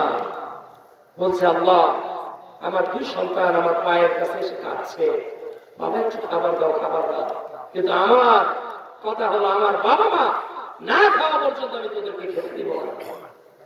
এমনি করতে করতে সকাল হয়ে গিয়েছে। আল্লাহ, এটা আমি স্রেফ তোমার জন্য করেছি, স্রেফ তোমার জন্য। যদি তোমার জন্য কাজটা হয়, আজকে বিপদ থেকে আমাদেরকে বাঁচাও। বলার সঙ্গে সঙ্গে পাথরটা আরেকটু সরিয়ে দিল। যুবক ভাইরা, বাবা ও মা আপনার জন্য জান্নাত। এই বাবা মা জান্নাত, এর চেয়ে দামি সম্পদ পৃথিবীতে আর কিছু নেই। এর চেয়ে দামি সম্পদ পৃথিবীতে আর কিছু নেই। আজকে অনেক বৃদ্ধ বাবা চোখের পানি ছেড়ে দিয়ে কাঁদে, অনেক মা চোখের পানি ছেড়ে দিয়ে কাঁদে। সন্তান আলাদা করে দিয়েছে, ছেলে মেয়ে আলাদা করে দিয়েছে, বাবার খোঁজটুকুও নেয় না। বৃদ্ধ বাবা অশ্রুসিক্ত নয়ন, এর চোখের পানিকে আল্লাহ পর্যন্ত যায় না। খবরদার, আজকে বাপ মায়ের পা ধরে ক্ষমা নেন। বাবাকে বলেন, বাবা অপরাধ হয়েছে, তুমি ক্ষমা করো। মাকে বলেন, মা অপরাধ হয়েছে, তুমি ক্ষমা করো। পিতা মাতাকে নারাজ রেখে জান্নাত অর্জনের চেষ্টা করিয়ে নেওয়া সম্ভব নয়। 9 মাস পেটে ধরেছে মা, 2 বছর দুধ পান করিয়েছে মা। হোটেলে খেতে বসেছে বাবা, বলছে স্যার কি দিব, খাসি দিব, গরু দিব, কি দিব? খাসি 200, গরু 150। চিন্তা করতেছে না। ফোন করে সন্তান বলেছে, আব্বু আমার জন্য কমলা আপেল নিয়ে আসো। বাবা চিন্তা করতেছে, আমার কাছে 200 টাকা, যদি খেতে যাই সন্তানের জন্য কিছু নিয়ে যেতে পারবো না। বলতেছে, ভাই 1 প্লেট ভাত আর ওই পানি মিশ্রিত ঝোলটা, ডালটা দাও, আর 5 টাকার একটা ভর্তা দাও, আর কিছু লাগবে না। ওই বাবা কয়েকটা টাকা দিয়ে নিজের পেটকে বুঝ দিয়েছে আর সন্তানের জন্য দামি খাবারটা নিয়ে এসেছে। ওই বাবা আমাকে কষ্ট দেন, আঘাত লাগে না? সম্পদ, তারা সম্পদ, তারা সবচেয়ে দামি সম্পদ। আজকে তো আমরা মূল্যায়ন করি না। পিতা মাতাকে তুই বলে গালি দেই, বুড়া বুড়ি বলি, আর শ্বশুর শাশুড়িকে আব্বা আম্মা বলতে বলতে মুখে ফেলা করি। কথা ঠিক কিনা? আদর্শ সন্তান হন, আদর্শ সন্তান হন। কিসের ইমান? ইমানকে নবায়ন করেন। ছোট্ট সন্তান কে নিয়ে বাবা পার্কে গেছে, এইরকম চেয়ারে বসেছে, গাছে একটা কাক। বাচ্চা, ছোট্ট বাচ্চাদের জিজ্ঞেস হলো, বারবার একটা জিজ্ঞেস হলো, আব্বা এটা কি, আব্বা ওটা কি, আব্বা ওটা কি, করেন না? 7 বছরের বাচ্চা বলছে, আব্বা এটা কি? বলছে কাক। বাবা এটা একটা কাক। আবারও বলছে, বাবা এটা কি? বলছে কাক। আবারও বলছে, বাবা কি এটা কাক? বাবা ডায়েরিতে লিখে রেখেছে, আমার সন্তান 7 বছর বয়সে একটা কাক জিজ্ঞাসা করেছে 30 বার। আর বাবা হাসি মুখেই বলেছে কাক, কাক, বাবা এটা কাক। সন্তানের বয়স এখন 37, 30 বছর পেরিয়ে গেছে। বাবা এখন বৃদ্ধ, ছেলে বড় চাকরিজীবী অফিসার। বাবা ফোন দিয়ে বলতেছে, বাবা একটু তোমার সঙ্গে দেখা করতাম। ছেলে বলতেছে, সময় নেই, পারবো না দেখা করতে। বলছে, বাবা তোমার দুপুরে লাঞ্চের সময়টা আমাকে দাও। আচ্ছা ঠিক আছে, চেষ্টা করো। গাড়ি নিয়ে বাবাকে উঠিয়েছে, বলতেছে, চলো কোথায় যাবে? বলতেছে, চলো একটু সামনে যাই। 30 বছর পর ওই পার্কে, যে পার্কে আজ থেকে 30 বছর আগে বাবার সন্তান দিয়েছে, 2টা চেয়ারে বসেছে 2 জন। এবার বৃদ্ধ বাবা 37 বছরের ছেলেকে জিজ্ঞাসা করছে, হে আমার ছেলে, বলো তো ওই গাছের নিকট, ওই গাছের ডালে কি বসে? ছেলে রাগ হয়ে গেছে, বাবা গত মাসে তোমার চশমা কিনে দিলাম, আবারও চশমার সমস্যা, তুমি দেখো না ওটা কাক? ওটা কাক তুমি দেখো না? একটু পর ছেলে কে আবার বাবা জিজ্ঞাসা করছে, আব্বা হে আমার আদরের ছেলে, বলো তো ওটা কি? এবার ছেলে রাগ হয়ে গেছে, আপনি কি ফাজলামো করার জন্য আমাকে নিয়ে এসেছেন? ওটা কাক, আপনি দেখছেন না? এবার বাবা ডায়েরি করেছে, বলে বলছে, বাবা আজ থেকে 30 বছর আগে এই একটা জায়গায় একটা কাক সম্পর্কে তুমি জিজ্ঞাসা করেছিলে, আমি তোমার পিতা হাসি মুখে 30 বার উত্তর দিয়েছিলাম। আজকে তুমি 3 বার উত্তর দিতে পারছো না। এই তো পিতা মাতাকে আমরা দিয়েছি। কি দিয়েছেন পিতা মাতাকে? খেতে বসেছি, সন্তান প্রস্তাব করে দিয়েছে, মা রাগ হয়নি, বাবা রাগ হয়নি, চুমো দিয়েছে মুখে, হাত ধুয়েছে মা, খাবার টেবিলে খাবার। সন্তানটার পোশাকটাকে পরিবর্তন করেছে, চেঞ্জ করেছে, পোশাকটাকে পরিবর্তন করে চেঞ্জ করে নতুন আর একটা পোশাক তার শরীরে পরিয়ে দিয়ে, গালে মুখে ঠোঁটে চুমো দিয়ে ওই প্লেটে আবার খেতে বসেছে। তিনি কে? তিনি মা, তিনি বাবা। আজকে কতটুকু ভালোবাসা নিজের পিতা মাতাকে, কতটুকু মহব্বত করি। আজকে আপনার বয়স 30, আল্লাহর কসম করে বলছি, আপনি যদি বিবাহিত হন 30 বছর, আপনি যদি বলেন বাড়ির ভিতর পায়খানা করে যে স্ত্রী তুমি আমার এই পায়খানাটাকে ফেলে দাও, আপনার স্ত্রী কিন্তু দিবে না। কিন্তু আপনার বয়স 30, আপনার মায়ের বয়স 60, আপনার পায়খানা ফেলতে মা আজকে লজ্জা করবে না। ওটা মা, ওটা অনেক দামি সম্পদ, ওটা অনেক দামি সম্পদ। ওটা বাবা, ওটা অনেক দামি সম্পদ। মুসলমান, এই পিতা মাতা কষ্ট করে বৃদ্ধাশ্রমে থাকে আর কাঁদছে। খবরে একটা নিউজ পড়েছিলাম আজ থেকে প্রায় 4-5 বছর আগে, এক বৃদ্ধ মা লাঠি নিয়ে আর পিঠে একটা বোঝায় হাঁটছে আর পিছনে একটা বিল্ডিং দেখতেছে 4 তলা, একটু হাসছে আর দেখছে। একটা সাংবাদিক ক্যামেরায় ধরা পড়েছে, কি বাবা এই মহিলাটা বারবার সামনে তাকায় আর পিছনের বিল্ডিংটা দেখে গেল। গিয়ে বলছে, ওই সাংবাদিক বলছে বৃদ্ধকে, মা ওই বিল্ডিংটা দিকে তাকান।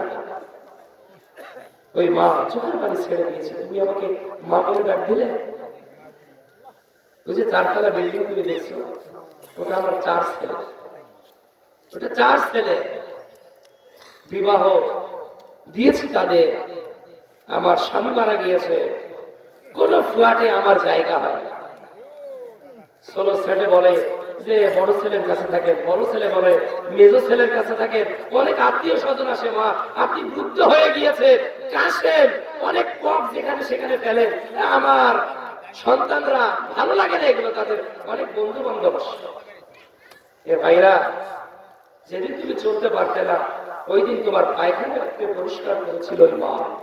এ যুবক ভাইরা, যেদিন তোমার ভর্তির টাকা ছিল না সেই দিন তোমার বাবা রাত থেকে পরিশ্রম করেছে, চাকরি করেছে, মাসের ওভারটাইম চাকরি করেছে, ঘুমকে ঘুম বলেনি, প্রত্যেকটা ঘন্টা পরিশ্রম করেছে আর ভাবছে আমার সন্তানের জীবনের একটা সিঁড়ি যদি এগিয়ে দিতে পারে। আজকে সেই সন্তানটা কোথায়? কতটুকু ঈমানের মূল্যায়ন আমাদের রয়েছে? আল্লাহ তাআলা বলছে সূরা বনী ইসরাঈল অধ্যায় 17 আয়াত 23-24, আল্লাহর ইবাদতের পর তুমি তোমার পিতামাতার সঙ্গে সদাচরণ করো। তাদের একজন অথবা 2 জন যদি বার্ধক্যে উপনীত হয়, খবরদার উফ শব্দটুকুও বলিও না, উফ শব্দটুকু যাতে তারা না বলে। তাদের জন্য দোয়া করো, রব্বিরহামহুমা কামা রাব্বায়ানি সগীরা। আল্লাহ পিতামাতাদেরকে সম্মান করার তৌফিক আমাদেরকে দান করেন। আজকে আপনি বাইরে যাবেন, বিদেশে যাবেন, যেখানে থাকেন, আপনার স্ত্রীর চেয়েও বেশি টেনশনে থাকে আপনার পিতামাতা, যে আমার ছেলেটা বাইরে আছে, না জানি কষ্টে আছে, না জানি তার অসুবিধা হচ্ছে। স্ত্রী ফোন দিয়া বলবে, স্বামী আসলে আমার জন্য এটা কিনবে, আমার জন্য ওটা কিনবে, কিন্তু আমি দেখেছি আমার পিতামাতাকে, প্রত্যেকের পিতামাতা কিছু চায় না, জিজ্ঞাসা করে বাবা তুমি কেমন আছো, ভালো আছো কিনা। এর নাম পিতামাতা, এর নাম পিতামাতা। যুবক ভাইরা, যারা পিতামাতাকে কাঁদিয়েছ, আজকে পা ধরে রাত্রে ক্ষমা চাও, বুকে টেনে নাও। ওই পিতামাতা তোমার জান্নাতের সার্টিফিকেট, ওটাকে তোমাকে মূল্যায়ন করতে হবে। যত বড় আলেম হই আমি, যত বড় বক্তা হই, যত বড় মুফতি হই, আমার পিতামাতা যদি আমার উপর নারাজ থাকে, আমার এই মুফতিগিরি, আমার এই বক্তাগিরি চলবে না। আল্লাহ বোঝার তৌফিক দান করুন। আল্লাহুম্মা। কতটুকু ঈমানের মূল্যায়ন আমরা করি। দেখুন সাহাবীরা ঈমানকে কিভাবে গুরুত্ব দিয়েছিলেন। পবিত্র কোরআন কারীমের 5 নম্বর সূরা মাঈদা অধ্যায় 5 আয়াত 90, আল্লাহ কোরআনে মদকে হারাম করেছেন। কোরআনে মদকে হারাম করেছেন 4 জায়গায়, 4টি পর্যায়ে। সূরা নাহল অধ্যায় 16 আয়াত 67, সূরা বাকারা অধ্যায় 2 আয়াত 229, সূরা নিসা অধ্যায় 4 আয়াত 43, সূরা মাঈদা অধ্যায় 5 আয়াত 90। এই 4টি আয়াতে আল্লাহ পর্যায়ক্রমে মদকে হারাম করেছে। সর্বশেষ আয়াত হলো সূরা মাঈদার 90 নম্বর। আল্লাহ তাআলা বলেছেন, ইয়া আইয়ুহাল্লাযীনা আমানু ইন্নামাল খামরু ওয়াল মাইসিরু ওয়াল আনসাবু ওয়াল আজলামু রিজসুম মিন আমালিশ শাইতান। হে ঈমানদাররা, তোমাদের জন্য মদ, জুয়া, ভাগ্য নির্ধারণকারী এই বিষয়গুলোকে হারাম করা হবে। মদিনাতে এই আয়াত নাযিল। সাহাবীরা মদ খাচ্ছিলেন, তখন মদ জায়েজ ছিল কি ছিল না? তারা পান করতেছিলেন। একজন সাহাবী ঘোষণা করছেন, হে মদিনার লোকেরা শুনে রাখো, মদকে আল্লাহ চিরতরে হারাম করেছে, তোমাদের জন্য মদ হারাম। এই বাক্য যখন বলেছে সহিহ বুখারী তাফসীর অধ্যায় 4620 নম্বর হাদিস। এই বাক্য যখন সাহাবী ঘোষণা করছে তখন দেখা গেল যারা মদ খেতে বসেছে তারা হাতের গ্লাসটা মাটিতে ছুঁড়ে ফেলেছে, যারা মদ মুখে দিয়েছে তারা কুলি করে ফেলেছে, যাদের ভিতরে ঢুকেছে তারা বমি করে ফেলে দিয়েছে, যাদের মদের আড়ত ছিল, যারা জমা করে রাখতো মদকে, গুদাম জাত করে রাখতো, তারা তাদের মদের এই গুদাম জাতের এই কলসগুলোকে ভেঙে খান খান করে দিয়েছে। ওই দিন মদিনার অলিতে গলিতে যেন মদের নদী প্রবাহিত হয়েছিল। আয়াত কয়টা? একটা আয়াত হাজার হাজার সাহাবীকে পরিবর্তন করেছে। একটা আয়াত নাজিল হয়েছে, খালাস, আর কোনো কথা নেই, আর কোনো বার্তা নেই। আজকে এদেশের প্রশাসন রাত দিন মাদকতার বিরুদ্ধে কাজ করছে কি করছে না? এদেশের পুলিশ ভাইরা, জিবি ভাইরা, এনএসআই, বিভিন্ন গোয়েন্দা সংস্থার ভাইরা রাত দিন বিভিন্ন জায়গায় টহল দিচ্ছে কিভাবে মাদক মুক্ত বাংলাদেশ গড়া যায়। কিন্তু না, এরপরেও ভিতরে ভিতরে তাদের চোখের আড়ালে বিভিন্ন নামে মদ বিক্রি করছে। বলেন, মানুষ যদি ভালো না হয় সরকার হাজারো চেষ্টা করলেও লাভ হবে না। মানুষ যতক্ষণ ভালো না হবে, ইসলামের আলোয় ছিল তারা আলোকিত, যার কারণে তারা যা শুনেছে সে অনুযায়ী তারা জীবন পরিচালনা করেছে। আর আজকে আমাদের সামনে শত শত আয়াত, হাজার হাজার আয়াত কোরআনে আছে না নাই? কার বাড়িতে কোরআন নেই বলেন? কার বাড়িতে কোরআন নাযিল নেই? আছে নাকি আমার মুসলমান বাংলাদেশ? নেই। একটা না একাধিক কোরআন রয়েছে, একটা না একাধিক। এরপরে মুসলমান কোরআনের বিধানকে মেনে চলি না, এরপরে মানি না। আমরা মদকে হারাম করেছে, এরপরে আমরা মদ খাচ্ছি। এই যে কেসিনো প্রায় 54টার মতো ঢাকাতে আবিষ্কার হলো, কোটি কোটি টাকার জুয়ার আসর, মদের আসর। এগুলো কি মানুষকে সভ্য বানায় নাকি অসভ্য? অসভ্য বানাচ্ছে। আজকে আলেম সমাজ আমরা এই ইস্যুগুলো নিয়ে খুব কম কথা বলি। আমরা এই ইস্যুগুলো নিয়ে কম কথা বলি। সমাজের যে অবক্ষয় হচ্ছে, তরুণদের, যুবকদের মাদকতা, জেনা, বেবিচার, এইগুলো নিয়ে আমাদের কথা কম না বেশি? কম। আর কন্ট্রাডিকশন বিষয় নিয়ে কথা বেশি। আমরা শুধু একজন আরেকজনকে বুঝাতে জানি, জানি না? জানি কত জিনিস আছে যেটা সবার জন্য প্রয়োজন, সবার জন্য, মুসলমানের জন্য যেটা হারাম। মদ যে হারাম, ওটা কি শুধু নির্দিষ্ট কোন মাযহাবীদের হারাম না প্রত্যেক মুসলমানের? ইমাম আবু হানিফা রাহমাহুল্লাহ মাযহাবে মদ হালাল না হারাম?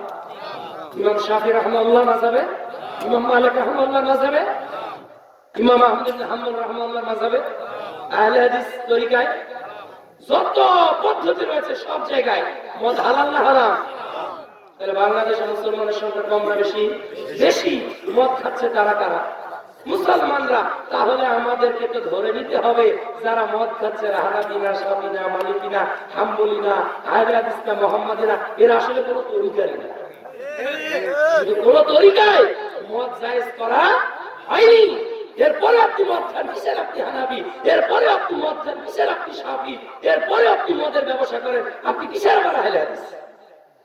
কোন মুসলমান, কোন মাযহাবী ভাই, কোন আহলে হাদিস ভাই মদ খেতেও পারে না, বিক্রি করতেও পারে না। আসুন আমরা এই ক্ষেত্রে সবাই মদের বিরুদ্ধে প্রতিরোধমূলক ব্যবস্থা গ্রহণ করি। অন্তত যুব সমাজ নিয়ন্ত্রণে থাকবে। যুবকরা আজকে মাতাল, এরাই তো আগামী দিনের নেতৃত্ব দিবে, এরাই তো আগামী দিনে এদেশের কর্ণধর, এরাই তো এদেশকে রক্ষা করার জন্য ৭১-এ যেভাবে জীবন দিয়েছে, ৫২-তে যেভাবে জীবন দিয়েছে, ৬৯-এ যেভাবে জীবন দিয়েছে, আজও যদি এদেশকে রক্ষা করার জন্য, এদেশের স্বাধীনতাকে রক্ষা করার জন্য আবারও ডাকাছে, এই তরুণরা আবারও ছুটে যাবে। কিন্তু তারা যদি মাদকাসক্ত হয়ে যায়, মাতাল, তাহলে তাদেরকে তো উদ্বুদ্ধ করা যাবে না, ঈমানি চেতনা যাবে নাকি? যাবে না। এজন্য মদ বন্ধ করা সর্বোচ্চ চেষ্টা সব মহলকে করা দরকার আছে নাকি না? আছে না? এটা ইমানের মূল্যায়নের কথা বললাম। আরেকটি হাদিস তিরমিজিতে এসেছে 2308 নম্বর হাদিস। উসমান রাদিয়াল্লাহু তাআলা আনহু কবর দেখে কাঁদতেন। কবর দেখে কাঁদতেন। ছোট্ট একটা ঘর, কোনো জানালা নেই, কোনো দরজা নেই, কোনো কিছু নেই, টেলিফোন নেই, মোবাইল নেই, ফ্যাক্স নেই, কোনো কিছু নেই। এমন একটা ঘর দেখে তিনি অজীব নয়নে কাঁদতেন। দাড়িগুলো ভিজে যেত, দাড়িগুলো ভিজে যেত। কেউ কেঁদেছেন কবর দেখে? উসমান রাদিয়াল্লাহু তাআলা কিসের ইমানের মূল্যায়নের বড় বড় কথা বলে লম্বা আখেরি মোনাজাত দিচ্ছি, হাজার হাজার মানুষ কিন্তু চোখ থেকে পানি বের হচ্ছে না। আমাদের অন্তরগুলো আজকে খুব কঠিন হয়ে গেছে, খুবই পাষাণ হয়ে গিয়েছে। কেননা যারা বেশি অপরাধ করে এদের চোখ থেকে পানি বের হয় না। অপরাধ করলে চোখ থেকে পানি বের হয় না। যারা ইমানটা যাদের অন্তরটা নরম, দেখবেন একটু কথাতেই চোখ থেকে পানি চলে আসে। কবর দেখে তিনি কাঁদতেন, হাউমাউ করে। সাহাবীরা বলতেন, আপনি কাঁদেন কেন এত কবর দেখে? তখন তিনি বলতেন, আমি বিশ্ব নবীর নিকট শুনেছি কবর হলো প্রথম মঞ্জিল। যে কবরে ধরা খাবে তার প্রত্যেকটা ঘাঁটি হবে বিপদ। যে কবরে বেঁচে যাবে সে সব জায়গায় বেঁচে যাবে। আমি চিন্তা করি, আল্লাহ আমি যেন এই কবর থেকে বাঁচতে পারি। কবরকে স্মরণ করেন, চিন্তা করেন, একদিন যেতে হবে, একদিন আমাকে মানুষ লাশ বলবে। আমি আজকের দ্বিতীয় আলোচক আব্দুল্লাহ বলবে না, আজকের প্রধান আলোচক দেওয়ান ফারেক, বিশিষ্ট ইসলামী আলেম চিন্তাবিদ, মদিনা ইউনিভার্সিটিতেও পড়া, সব দিক থেকে তার টাইটেল। এই মুফাসসিরে কোরআনকে একদিন মানুষ লাশ বলবে। দেহে প্রাণ থাকবে না, ওই মাটির ঘরে আমাকে রেখে আসবে। ছেলে একবারও বলবে না আমার বাবাকে দুপুরের খাবারটা দিতে হবে। স্বামী একবারও বলবে না স্ত্রীর খবরের জন্য, স্ত্রী একবার স্বামীর খবর নিতে আর ওই কবরে গিয়ে জিজ্ঞাসা করবে না আব্দুর রহমানের বাবা আপনি কেমন আছেন। এটা ভুলবে না। টুডে অর টুমরো এটা আমাদের জন্য আসবে কি আসবে না? ওই কবরকে ভয় করুন ভাই, অন্তরটাকে প্রশস্ত করুন, হানাহানি মারামারি গালাগালি বন্ধ করুন, ঈমানটাকে নিয়ে কবরে যান। এত গালাগালি কেন? একালেম একালেম নমনীয়তা কোথায়? আমাদের আচরণ কর্কশ হয়ে গিয়েছে। বিশ্ব নবী এত রাগান্বিত, এত কর্কশ ছিলেন না। তিনি দয়া দেখাতেন, মায়া দেখাতেন। ওমা আরসালনাকা ইল্লা রাহমাতাল লিল আলামিন। আর আমরা এক ভাই আর এক ভাইকে ফেরাউনের চোখ দিয়ে দেখি, যে জাহান্নামী। আমি আবার আরেকজনকে আরেক চোখ দিয়ে দেখি, আবু জেহেল ও জাহান্নামী। আমাদের অন্তরগুলো প্রশস্ত না, ব্রড মাইন্ড না। গোটা দুনিয়াতে মুসলিমরা মার খাচ্ছে। ভারতে একটার পর একটা ধর্ষণ চলছে, কাশ্মীরে চলছে, মায়ানমারের আরাকান রাজ্যে চলছে, চীনে 10 লক্ষ মুসলমানকে কারাগারে বন্দী করে দিনের পর দিন, রাতের পর রাত নির্যাতন করতে করতে চীনের মানচিত্র থেকে মুসলমানদের নিশানাকে হটানোর অপচেষ্টা চলছে কি চলছে না? চলছে। আজকে মুসলমান আমাদের মারামারি গন্ডগোল নিয়ে ব্যস্ত। আসল নিজের ইমানকে ঠিক করি, নিজের ইমানের মূল্যায়ন করি, কবরকে দেখে কাঁদি। আল্লাহ তৌফিক দান করুন। দেখো সাহাবীরা কত কষ্ট করতেন, কত কষ্ট করতেন ইমানের জন্য। খাব্বাব বিন আরাব রাদিয়াল্লাহু তাআলা আনহু, সহিহ বুখারী 3612 নম্বর হাদিস। মুহাম্মদ সাল্লাল্লাহু আলাইহি ওয়াসাল্লামের কাছে এসে বলতেছে, আল্লাহর রাসূল আমার জন্য একটু দোয়া করুন, আমি তো মার খাচ্ছি, নির্যাতন করা হচ্ছে। মুহাম্মদ সাল্লাল্লাহু আলাইহি ওয়াসাল্লাম কাবা ঘরে হেলান দিয়েছিল, তিনি উঠে বসলেন, বললেন হে খাব্বাব তুমি এত ব্যস্ত কেন? খাব্বাব কত নির্যাতিত, খাব্বাব কত নির্যাতিত। খাব্বাব রাদিয়াল্লাহু তাআলা আনহুকে একদিন জিজ্ঞাসা করলেন ওমর রাদিয়াল্লাহু তাআলা আনহু, হে খাব্বাব ইসলামের জন্য তুমি কি নির্যাতন সহ্য করেছো তোমার ঈমানকে টিকে রাখার জন্য?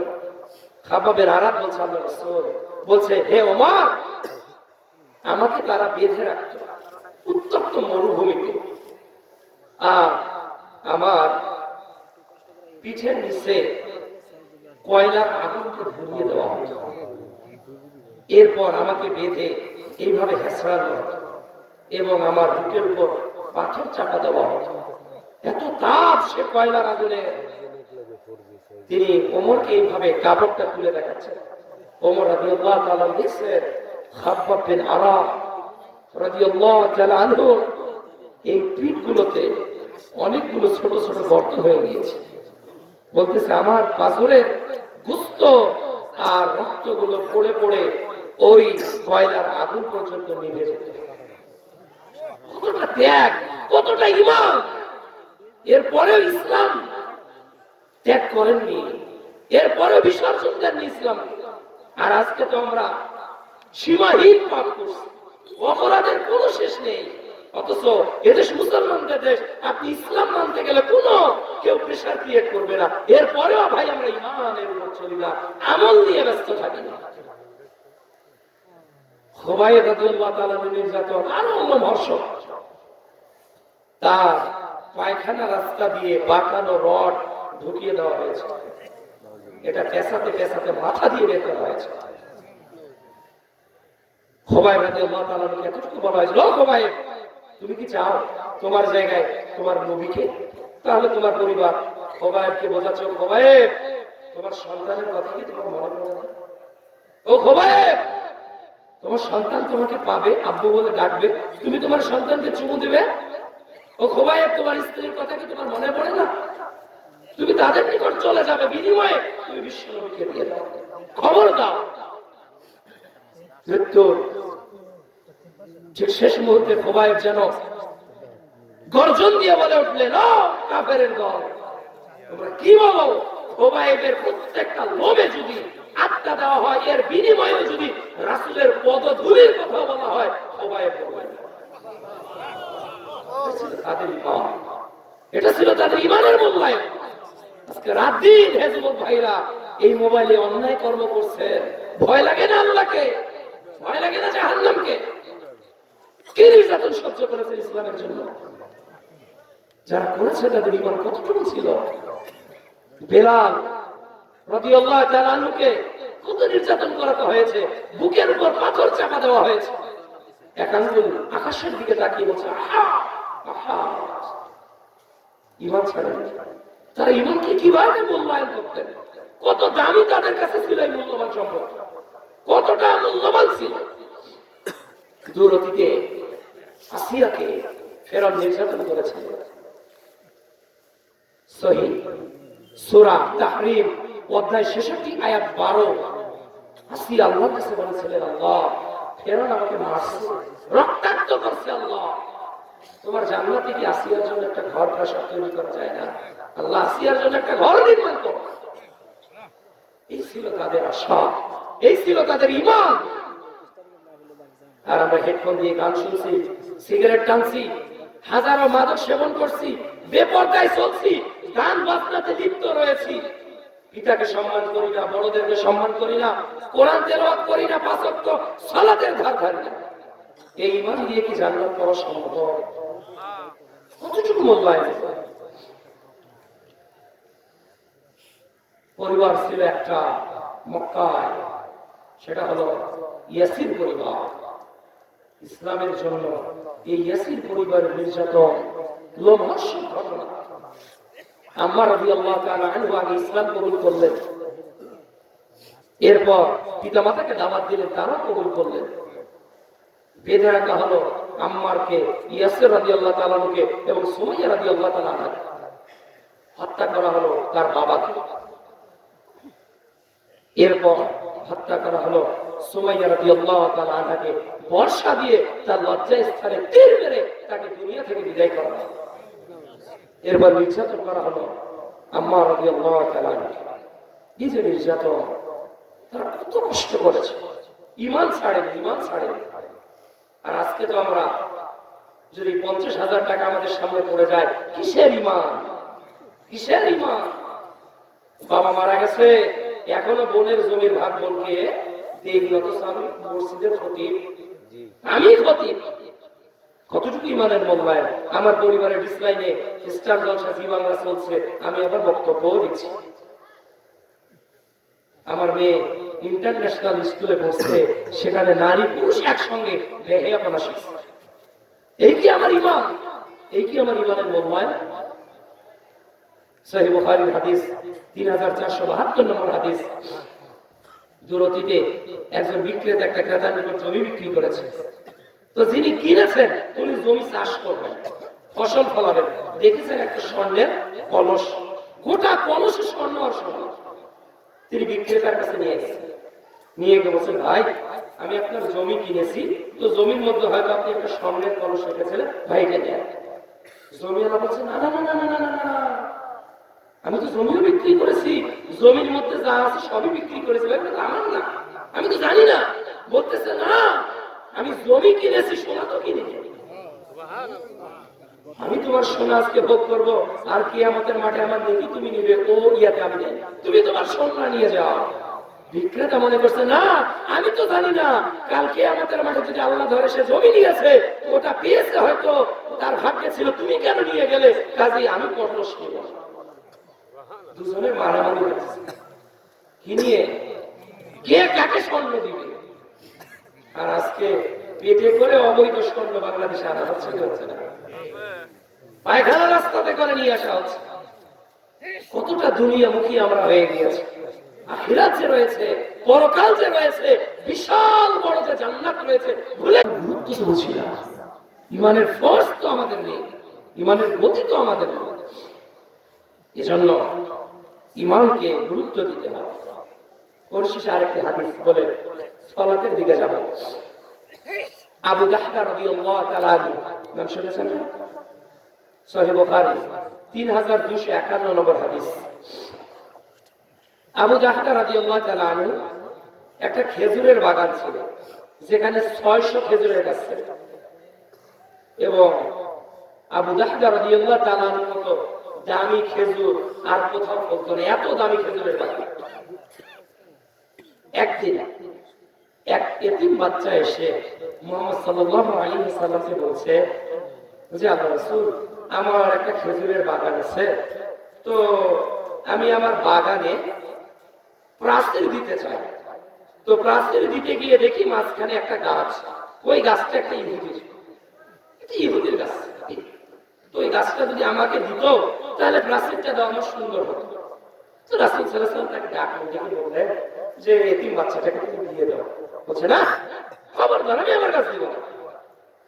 রাসূল সাল্লাল্লাহু আলাইহি ওয়াসাল্লাম বললেন, তাহলে বিক্রি করো। বলতেছে, না বিক্রিও করবো, আমি বিক্রিও করবো। এবার রাসূল সাল্লাল্লাহু আলাইহি ওয়াসাল্লাম বললেন যে, শোনো, তুমি এতিমটাকে গাছটা দিয়ে দাও, তোমার জন্য আমি জান্নাতে একটা গাছ রেডি করে রেখে দেব। কত বড় সারপ্রাইজ! ওই লোক বলতেছে, আমি ওই গাছও চাইনি, আমি জান্নাতের গাছ আমার কোনো প্রয়োজন নেই, আমি এই গাছ দিব না। তারপর ওখানে বসেছিলেন আবু দাহদা রাদিয়াল্লাহু তাআলা। তিনি বিশ্বনবীকে গিয়ে বলছেন, বিশ্বনবী, এই কথাটা কি শুধু ওই লোকটার জন্য, নাকি আমি যদি এতিমকে ওই গাছটা নিয়ে দিতে পারি, ওই বৃক্ষটা আমার জন্য? বলছে, হ্যাঁ, তার জন্য। এবার আবু দাহদা রাদিয়াল্লাহু তাআলা বলছে, আচ্ছা তুমি কি জানো যে আমার একটা খেজুরের বাগান আছে? বলছে, হ্যাঁ আবু দাহদা, তোমার খেজুরের বাগানের মতো উৎকৃষ্ট ফসলের খেজুর আর কোথাও নেই, এটা আমরা সকলেই জানি। বলছে, এই 600 খেজুরের বিনিময়ে কি তুমি ওই একটা গাছ আমাকে দিবে? 600 খেজুর। দ্বিতীয় বলছে, তুমি কি জানো ওই খেজুরের বাগানের মধ্যে একটা প্রাসাদ আছে, যেখানে আমি আমার সন্তান বসবাস করি? বলতেছে, এটা তো গোটা পৃথিবী জানে। তুমি কি জানো ওই খেজুরের বাগানের ভিতরে একটা সুমিষ্ট পানির ঝর্ণা আছে? বলছে, হ্যাঁ, ওটা সকলেই জানে। তাহলে কত মাশহুর ছিল ওই বাগানটা। বলছে, সবকিছুর বিনিময়ে আমি ওই গাছটা চাই, তুমি কি দিবে? তখন ওই লোকটা আশ্চর্য হয়েছে না, যে অবাক, কি করে সম্ভব 600 খেজুরের বিনিময়ে একটা গাছ? বলতেছে, তুমি কি চিন্তা করি বলছো যে আসলে দিবে? সাক্ষী রাখো, সাক্ষী। বলছে, এগুলো আমার সাক্ষী, যাও দিয়ে দিলাম। তখন বলছে ওই আবু দাহদা, আল্লাহর রাসূল, আমি এই গাছটা ওই এতিমকে বিনা বিনিময়ে দিয়ে দিলাম, কিন্তু আজকে যে চুক্তি হলো এই চুক্তি যাতে পূর্ণ হয়। কি চুক্তি হলো আবু জাহালের সাথে? যে আবু জাহাল 600 খেজুরের বাগান দিবে, একটা বিশাল প্রাসাদ ওর ভিতরে আছে ওটা দিবে, সুমিষ্ট পানি দিবে, বিনিময়ে আবু জাহাল জান্নাতে কয়টা গাছ চায়? এবার আবু জাহাল রাদিয়াল্লাহু তাআলা এসেছে বাড়িতে ঢোকে দরজা, তার স্ত্রী সন্তানকে গোসল করাচ্ছে, স্ত্রীকে ডাক দিয়েছে, স্ত্রী বাইরে আসো, এই খেজুরের বাগান আমি বিক্রি করে দিয়েছি। আবু জাহল রাদিয়াল্লাহু তাআলার স্ত্রী বলছে, তাহলে তো আপনি মূল্যবান মুনাফা পেয়েছেন, এর চেয়ে তাহলে আমরা এবার দামি আরো অনেক কিছু কিনবো। বলছে, হ্যাঁ, সবচেয়ে দামি জিনিস পেয়েছি, সবচেয়ে দামি জিনিস পেয়েছি। বলছে, বাড়িটাও বিক্রি করেছে। তাই নাকি? আরো তাহলে বেশি পাবো। বলতেছে যে ঝর্ণা, এই ঝর্ণা আজকে শেষ বছর, শেষ পানি আজকে পানি। আর সন্তান স্ত্রীকে বের করেছে। এবার বলছে, কি বিনিময়ে তুমি এই 600 বাগান, 600 খেজুরের বাগান, এই প্রাসাদ ও পানিকে বিক্রি করবো? বলতেছে, বিশ্ব নবী, এর বিনিময়ে আল্লাহর জান্নাতে আমাকে একটা খেজুরের গাছ দিতে চেয়েছে। স্ত্রী বলছে, স্বামী, আপনার মতো উত্তম ব্যবসায়ী আল্লাহর আসমানে দিচ্ছে, জমিনের উপরে আর কেউ নেই। এই ছিল স্বামী, এই ছিল স্ত্রী, দিনের জন্য এই ছিল তাদের ঈমান। মুসলিম মনে ঘুমিয়ে পড়েছি, বিবেকে ঝুলছে তালা, রক্ত মোদের শিথিল হয়েছে, পাপে অন্তর কালা। আমাদের অন্তরগুলো পাপে কালা হয়ে গিয়েছে। এই ইতিহাসগুলো কোন সিনেমা নয়, এগুলো কোন নাটক নয়, এগুলো মানুষের তৈরি করা কোন উপন্যাস নয়, এগুলো সব করার হাদিসে আছে না? এজন্যই তো আল্লাহ বলেছে, রাদিয়াল্লাহু আনহু ওয়া রাদুহু আনহু। ওই সকল সাহাবীরা আল্লাহকে পেয়ে খুশি হয়ে গিয়েছে, আর আল্লাহ সাহাবীদের ত্যাগ দেখে খুশি হয়ে গিয়েছে। এরকম ত্যাগ কি আমরা দিনের জন্য করতে পারি? দিনের মাহফিল বন্ধ করার জন্য যত চেষ্টা আছে না, ওকে খোঁচা দিবে, ওকে খোঁচা দিয়ে শুধু মাহফিল বন্ধ। ভাই, আজকের আলোচনায় কি কোনো পাপের জিনিস শিখলেন? কোনো অপরাধ শিখলেন? ইমানের খোরাকে একটুও জোটেনি, জুটবে। ইন্নামাল মুমিনুনা আল্লাযীনা ইযা যুকিরাল্লাহ ওয়াজিলাত কুলুবুহুম। সূরা আনফাল অধ্যায় 8 আয়াত 2 আল্লাহ বলছে, যেখানে আমাকে স্মরণ করা হয়, যারা স্মরণ করে তাদের ঈমানগুলো, তাদের অন্তরগুলো যেন কেঁপে ওঠে। আর যখন তারা কোরআনের আয়াতগুলো শুনে, যাদাতুহুম ঈমানা ওয়া আলা রাব্বিহিম ইয়াতাওয়াক্কালুন, তাদের ঈমানও বাড়ে, তাদের আল্লাহর উপর ভরসাও বাড়ে। আল্লাহ আমাদের প্রকৃত ঈমানদার হওয়ার তৌফিক দান করুন। আল্লাহ আমাদেরকে ঈমান নিয়ে কবরে যাওয়ার তৌফিক দান করুন। আমরা যৎকিঞ্চিৎ আলোচনা ঈমানের মূল্যায়নে প্রথম পর্বে করলাম। আল্লাহ সুবহানাহু ওয়া তাআলা যেন ঈমান আমলের মধ্য দিয়ে দুনিয়ার এই হায়াতে জিন্দেগিকে অতিবাহিত করার তৌফিক দান করেন। সকলে বলুন আল্লাহ তাআলা বলেন, ফাসল্লি লিরাব্বিক, তুমি তোমার প্রতিপালকের উদ্দেশ্যে সালাত আদায় করো, আল্লাহর জন্য। এই সালাত মুসলমানদের জন্য ফরজ একটি ইবাদত।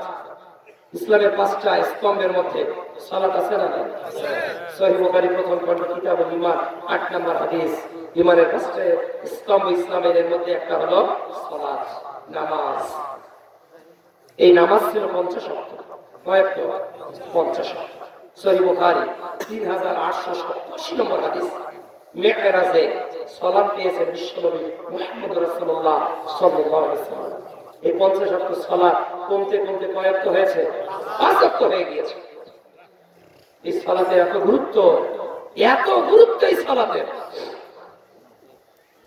রাসূলুল্লাহ সাল্লাল্লাহু আলাইহি ওয়াসাল্লাম বলেছেন, সাহাবীরা, তোমাদের বাড়ির সামনে যদি একটা নদী থাকে, যে নদীটা প্রবাহমান, পানি ছুটছে চলছে, ওই নদীতে কেউ যদি 5 বার গোসল করে, তাহলে তো তার শরীরে কোনো ময়লা থাকবে? বলছে না। বলছে, সালাত যদি কেউ 5 ওয়াক্ত আদায় করে, তার জীবনে কোনো গুনাহ থাকবে না। আরে মসজিদে ঢোকার আগেই আল্লাহ গুনাহ মাফ করে। কেউ যদি উযু করে, উযু করে কালেমা শাহাদাত পড়বে, একনিষ্ঠভাবে, আল্লাহ রাসূল সাল্লাল্লাহু আলাইহি ওয়াসাল্লাম বলেন, জান্নাতের 8টা দরজা তার জন্য খোলা হয়ে যায়, সে যে দরজা দিয়ে ইচ্ছে জান্নাতে প্রবেশ করে। এখন মসজিদে ঢুকে নিয়ে তাহলে উজু করার ফজিলত, উজু করার পর এই দোয়া বলার ফজিলত। মসজিদের দিকে কদম বাড়াবেন, এক একটা কদমে আল্লাহ গুনাহ খাতাকে মাফ করবে, সম্মানকেও বাড়িয়ে দিবে। সালাত এমন একটা ইবাদত যার জন্য কোন ওজর চলবে না। সিয়ামের জন্য ওজর আছে, ওজর আছে। আপনি বৃদ্ধ, সিয়াম পালন করতে পারেন না, আপনার এই ওজরকে আমরা কবুল করবেন। সোনামণি, তার জন্য সিয়ামের ওজর রয়েছে। পাগল, তার জন্য ওজর রয়েছে। একজন মহিলা গর্ভবতী, তার জন্য ওজর রয়েছে। কিন্তু সালাত এমন একটা ইবাদত, এমন একটা ইবাদত যার জন্য কোনো অজুহাত চলবে না, কোনো অজুহাত চলবে না। কিন্তু আজকে আমার সবচেয়ে বড় অজুহাত এই কোথায়? নামাজ। হাত ধরে বলছি, ভাই চলো নামাজ পড়তে হবে। বলতেছে, না ভাই আমার শরীর ভালো নেই, আমার কাপড় ঠিক নেই। আজকে মুসলমান অপবিত্র থাকবে না পবিত্র? পবিত্র থাকবে। সালাত মানুষকে পবিত্র বানায়। যে 5 ওয়াক্ত সালাত পড়ে সে মৃত্যুবরণ করলে কি পবিত্র অবস্থায় মরবে না? তার মৃত্যু হবে পবিত্র। এই সালাত এত বেশি গুরুত্ব। মুহাম্মদ সাল্লাল্লাহু আলাইহি ওয়াসাল্লাম যখন মারা যাচ্ছে তখন বলছেন, সালাত সালাত, বান্দা সালাত ছেড়ে দিও না হে আমার উম্মত। কিয়ামতের মাঠে সর্বোত্তম হিসাব হবে কিসের? যা সালাত ঠিক, সব ঠিক। সালাত ত্রুটিযুক্ত, সব আমল ত্রুটিযুক্ত হয়ে যাবে। সালাত এত গুরুত্বপূর্ণ ইবাদত। এই সালাতের অনেকগুলো কাজ আছে, সালাতের অনেকগুলো কাজ আছে। সালাতের আবার একটা শক্তি আছে, আলাদা এক্সটার্নাল পাওয়ার, আলাদা একটা শক্তি আছে। এই শক্তি ভিন্ন। নামাজ বা সালাত যিনি আদায় করেন তাকে মুসল্লি বলা হয়, তাই না? এই মুসল্লি অনেক ক্যাটাগরি আছে, অনেক প্রকার আছে। আল্লাহ তাআলা কোন নামাজীকে সফলতার সার্টিফিকেট দিয়েছেন, ওরা সফল। সূরা মুমিনুন, পবিত্র কোরআনুল কারীমের অধ্যায় নম্বর 23, সূরা মুমিনুন আয়াত নম্বর 1, আল্লাহ বলছে, ওই সকল মুমিনরা সফল যারা তাদের নামাজের ব্যাপারে যত্নবান। সফল তাহলে নামাজীরা কি সফল? যারা নামাজি তারা সাকসেস, তারা সাকসেস দেয়ার লাইফ, তারা তাদের জীবনে সফল। আবার কিছু নামাজের কথা আছে যারা বিফল। ফাওয়াইলুল লিল মুসাল্লিন, সূরা মাউন, পবিত্র কোরআনুল কারীমের 107 নম্বর অধ্যায়ের সূরা আয়াত নম্বর 4, আল্লাহ বলছে, ওই সকল নামাজীদের জন্য ওয়াইল, ধ্বংস। তাহলে নামাজীদের জন্য আবার ধ্বংস আছে। আবার আল্লাহ নামাজ সম্পর্কে বলেছে সূরা মুদ্দাসসির অধ্যায় 74 আয়াত 42, মা সালাকাকুম ফি সাফর ক্বালু লাম নাকু মিনাল মুসাল্লিন। তাদেরকে যখন জিজ্ঞাসা করা হবে জাহান্নামে যে কেন তোমরা আসলে এই কষ্টদায়ক জায়গায়, তারা বলবে যে আমরা দুনিয়াতে নামাজি ছিলাম। তাহলে এক ধরনের নামাজি হলো সফল, এক ধরনের নামাজি হলো ধ্বংস, আর এক ধরনের বেনামাজি সাখার নামাজ জাহান্নামে যাবে। এই নামাজ সালাত আপনার জন্য কি করবে? এক, নামাজের দায়িত্ব হলো আপনাকে পরিবর্তন করবে। আমাদেরকে পরিবর্তন করে যে ইবাদত, তার নাম কি? সালাত। আমাদেরকে পরিবর্তন করতে পারে সালাত। আপনি ঘুম থেকে উঠতে চান না, কিন্তু সালাতু খায়রুম মিনান নাওম আপনাকে সকালে উঠতে শেখাবে। সকালে উঠতে শেখাবে, সকালে উঠবে, রুজির বরকত আল্লাহ দিবে না, বাড়িয়ে দিবে। সালাত আপনাকে টাইমিং শেখাবে, নিজের জীবনের গতিকে পরিবর্তন করে দিবে। চেঞ্জ আওয়ার লাইফ অ্যাক্টিভিটিস, আমাদের জীবনের যে কার্যকলাপগুলো রয়েছে এগুলোকে পরিবর্তন করবে নামাজ। কাজ করছি, হঠাৎ জোহরের আজান করছি, আবার রিফ্রেশ, আবার আসর পর্যন্ত কাজ, আবার আসরের আজান, মনটাকে রিফ্রেশ করছি বারবার। দৈনিক কয়বার? 5 বার। অন্তরটা পরিশুদ্ধ হয়। মসজিদে ঢুকবেন, যখন বের হবেন মনটা দেখবেন প্রফুল্ল থাকে, মনটা প্রফুল্ল থাকে। কেননা দুনিয়া যত মুনিব রয়েছে যত লোকের কর্ম আমরা করি, যাদের চাকরি করি, ওই সব কোম্পানির মালিকের বড় মালিককে, তার কাছে যখন আমি মাথাটা নোয়াই, এর চেয়ে দামি জিনিস আর কি হতে পারে? এর চেয়ে দামি জিনিস আর কি হতে পারে? আজকে বিজ্ঞান নামাজ নিয়ে গবেষণা করেছে, নামাজ নিয়ে, তারা উজু নিয়ে গবেষণা করেছে যে উজুতে এই অঙ্গগুলো কেন ধুইতে বলছে আমরা। কারণ একটা মানুষ দৈনন্দিন যখন কাজ করে তখন হাতে ময়লা লাগে, মুখে লাগে। যে লোকটা মুখ 5 ওয়াক্ত সালাত আদায় করে, মুখ ধৌত করে 5 বার, এর মুখে মানে কোন ধরনের অনেক কিছু ওঠে না। দেখেন যুবকেরা কত কিছু ব্যবহার করে, কিন্তু যারা 5 ওয়াক্ত মুসল্লি আমাদের কিছুই দরকার হয় না। বরঞ্চ ওদের চেয়ে মুসল্লিদের চেহারাকে সুন্দর যিনি করে দেন তিনি কে? আল্লাহ। দেখবেন একটা নুরানি ভাব দেখলেই যেন ভালো লাগে।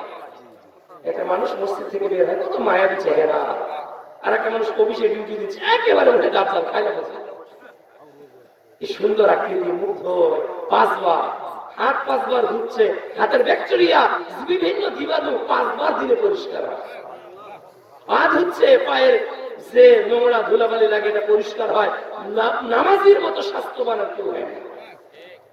যতই তোমরা অনেক কিছু মাঠে, হে বোনেরা, তোমার মুখকে যতই তুমি রূপচর্চা দিয়ে সুন্দরী করো, যে বোন 5 ওয়াক্ত সালাত আদায় করে, তুমি হাজারো বিউটি পার্লারে গেলে তার মতো সৌন্দর্য অর্জন করতে কখনো পারবে না। কেননা লাবণ্যতা, চেহারার সৌন্দর্য, এটা নামাজের মাধ্যমে, উজুর মাধ্যমে যত প্রকাশ ঘটে, পৃথিবীর কোন কেমিক্যাল মাখলে এত হবে না। এটা হলো আল্লাহর দুনিয়াতে মর্যাদা, সম্মান, এটা দুনিয়াতে পাওয়া। বিজ্ঞান বলছে এই যে হাত এইভাবে থেকে মানুষ দীর্ঘক্ষণ থাকে, ডিউটি করে, যখন এটা উপরে উঠায়, এই যে সেলগুলো থাকে, রগগুলো থাকে, এইগুলো যখন চাপ দেওয়া হয় তখন কিন্তু রক্তের ফোর্স গুলো বেড়ে যায়, রক্তের গতি বেড়ে যায়, হাতের দুর্বলতা কিছু থাকলে ওটা দূর হয়ে যায়। যখন কেউ রুকু করে, বিজ্ঞান রুকু নিয়ে গবেষণা করেছে, কোয়ান্টাম মেথড একটা আছে, ওরা নামাজ পড়ে না, শয়তানি করে, কিন্তু নামাজের রুকু সেজদা দিয়ে ওরা দেহকে সুস্থ করতে চায়।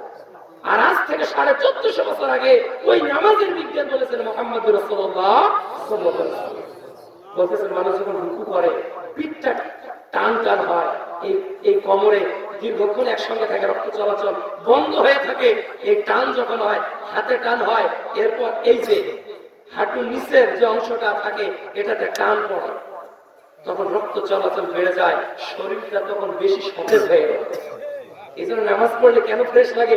গোটা দেহ এমন কোন জায়গা নেই যেখানে রক্ত চলাচল করে না নামাজ, এর যে শ্রেষ্ঠ ব্যায়াম আর কিছু নেই। এরপর মানুষ যখন সেজদা করে, বিজ্ঞান বলছে মানুষ যখন এইভাবে দাঁড়িয়ে থাকে তখন তার মুখে রক্ত চলাচল করতে পারে না, স্বাভাবিক করে, যে গতি আরো বেশি দরকার ওটা হয় না। কিন্তু যখন সেজদায় থাকে তখন উপরের রক্তগুলো এই দিকে চাপ প্রয়োগ করে, ধীরে ধীরে ধীরে ধীরে ধীরে ধীরে এই মুখে এসে, চোখে এসে, কপালে এসে তার এই জায়গাগুলোতে রক্তের সরবরাহ করে, তার চেহারার লাবণ্যতাকে বাড়িয়ে দেয়। দেখছেন কত বেনিফিট, কত লাভ। আর পুরুষের জন্য ম্যাক্স প্লেয়ার বিভিন্ন কিছু দরকার নেই, নামাজটাই আপনার সুন্দর, এটাই ফেরের লাভের চেয়ে বড় ফেরের লাভ, এটা সবচেয়ে বড় দামি ক্রিম। সেজদাতে নাম লাগে, দুনিয়াও সম্মান বাড়বে, বড়কালেও বেড়ে যাবে, বড়কালেও বেড়ে যাবে। বলছে মানুষ যখন সেজদায় যায়, এই তার ফুসফুস এমন একটা জায়গা আছে, আমরা যখন নিঃশ্বাস নেই, এই যে নিঃশ্বাস নিলাম, অনেকগুলো জীবাণু কিন্তু ঢুকে যায়, অনেকগুলো জীবাণু ঢোকে। ফুসফুস কি করে? একটা পাঞ্চিং করে, পাঞ্চিং করে এটাকে সার্কুলেশন করে, পরিষ্কার করে, ভালো রক্তগুলো শরীরে ছড়িয়ে দেয়, শরীরে ছড়িয়ে দেয়। কিন্তু 2 ভাগ কাজ সে করতে পারে, আর 1 ভাগ জীবাণু থেকে যায়, ফুসফুসে থেকে যায়, ওটা হয় না স্বাভাবিক হয়। কিন্তু সেজদায় যখন পড়ে যায় মানুষ, তখন নিচ থেকে একটা চাপ পড়ে ফুসফুসে, ফুসফুসের নিচটা বিজ্ঞান বলতেছে উপরে ওঠে, চাপ দেয়, আর ওই চাপ দেওয়ার সময় যে নিঃশ্বাসটা নেওয়া হয় তখন ওই এক অংশ ময়লাটাও বাইরে হয়ে যায়। সুবহানাল্লাহ, ফুসফুসটা পবিত্র এবং জীবাণু মুক্ত করে দেয়। এগুলো হলো দুনিয়ার উপকার। আমরা কি এগুলোর জন্য নামাজ পড়ি না আল্লাহর জন্য? এটা হলো দুনিয়ার উপকার। যারা দিনের জন্য কাজ করে দুনিয়াটাকে আল্লাহ তাদের পায়ের কাছে দিয়ে দেয়। তিরমিজির হাদিস 2466 নম্বর হাদিস।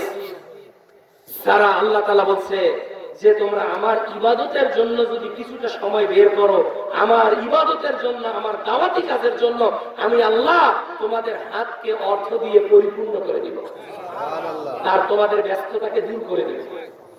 তোমাদের ব্যস্ততা দূর হয়ে যাবে। আর যদি না করো আমার পথে ব্যয়, আমার পথে যদি সময় ব্যয় না করো, তাহলে কৃপণতা দিয়ে তোমার হাতকে ভরপুর করে দিব। তোমার শুধু অভাব আর অভাব, আর তোমার ব্যস্ততাকে আমি আল্লাহ দূর করবো না। এত ব্যস্ত তুমি থাকবে, নামাজ পড়ার সময় পাবে না, কোরআন তেলাওয়াতের সময় পাবে না, দুই একটা ভালো কথা শুনবে এর সময় পাবে না। আছে না? কিছু লোক এমন কোনো সময় পায় না। আর যারা আল্লাহর জন্য ব্যয় করে, দেখেন আল্লাহ তাদের দুনিয়াতেও মর্যাদা দিচ্ছে, সম্মান দেয় না? আলেমদেরকে আল্লাহ, আলেমদেরকে দুনিয়ায় সম্মান দিচ্ছে। আল্লাহ তাদের রিজিকেরও ব্যবস্থা সম্মানজনক ভাবে করছে। এক ভালো মানুষ, শিক্ষিত ব্যক্তি ছেলেকে মাদ্রাসায় ভর্তি করাবে, আরেকজন বলছে ভাই খবর না, ছেলেকে মাদ্রাসায় ভর্তি করিয়েন না, এই ছেলে ভবিষ্যতে ভাতও অর্জন করে খেতে পারবে, ভাতও খেতে পারবে না, তার জীবনে ভাতটাও জুটবে না। তখন শিক্ষিত ভাই ঠিক করে বলছে, হ্যাঁ ভাই, হ্যাঁ ইঞ্জিনিয়ার সাহেব, আপনি ঠিকই বলেছেন, ঠিকই বলেছেন যে তার ভাগ্যে ভাত জুটবে না। কেন?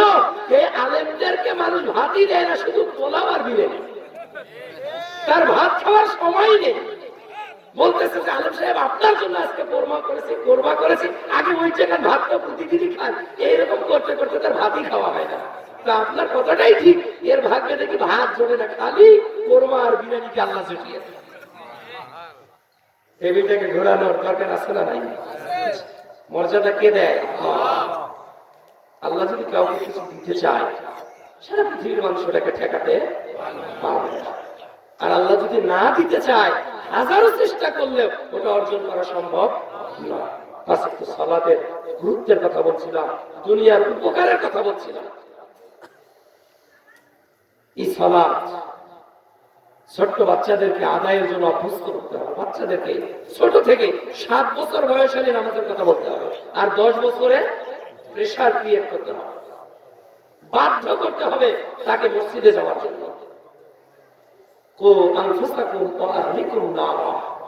নিজেও জাহান্নাম থেকে বাঁচুন, নিজের আহালকেও বাঁচান। সূরা তাহরিম অধ্যায় 66 আয়াত 6। নিজে মসজিদে যান আর ছেলে ঘুমাচ্ছে, এই সন্তান কিয়ামতের মাঠে পিতাকে জাহান্নামে নিয়ে যাবে। বাঁচার কোনো উপায় নেই। ওই সন্তান কিয়ামতের মাঠে অবজেকশন দিবে, আল্লাহ বাবা গেছে আমাকে ডাকেনি। ওই মেয়ে অবজেকশন দিবে, আল্লাহ মা নামাজে দাঁড়িয়েছে আমাকে ডাকেনি। ছেলে মেয়েদেরকে নামাজই করে, যাই নামাজের পাশে দাঁড়িয়ে দেন। আর আজকে তো বাচ্চাদেরকে মসজিদে ঢুকতে দেয় না, 144 ধারা আছে না? ছোট্ট বাচ্চা মসজিদে ঢুকতেছে, একটু হাঁটাহাঁটি করতেই পারে, একটু এদিকে সেদিকে যেতে পারে। সালামটা ফিরিয়ে বলছে, কার ছেলে, কোন বেয়াদব মসজিদে নিয়ে এসেছে? কত বড় কথা। মুহাম্মদ সাল্লাল্লাহু আলাইহি ওয়াসাল্লাম সেজদা দিচ্ছে, নাতি এসে মাথায় দাঁড়িয়ে গেছে, বসে গেছে। মুহাম্মদ সাল্লাল্লাহু আলাইহি ওয়াসাল্লাম ওখানে সাহাবীরা মনে করলো যে আর কি যে করছেন বিশ্বনবী, এতক্ষণ কেন? ঘাড়ের মধ্যে বসেছিলেন তার নাতিরা। বিশ্বনবী খুতবা দিচ্ছেন, জুমার দিনে খুতবা দিচ্ছেন, দেখতেছেন যে তার হাসান হুসাইন আসছে। বিশ্বনবী খুতবা বন্ধ করে তাদেরকে নিয়ে কোলে চুমা দিলেন, বসালেন, এরপর খুতবা শুরু করলেন। মুহাম্মদ রাসূলুল্লাহ সাল্লাল্লাহু আলাইহি ওয়াসাল্লাম, এই ছিল সোনামণিদের প্রতি তাদের ভালোবাসা। আর আমরা শুধু রাগ দেখাচ্ছি। ওদেরকে রাগ দেখালে গঠন করবে কে? ওদেরকে গঠন করবে কে নামাজি হিসাবে?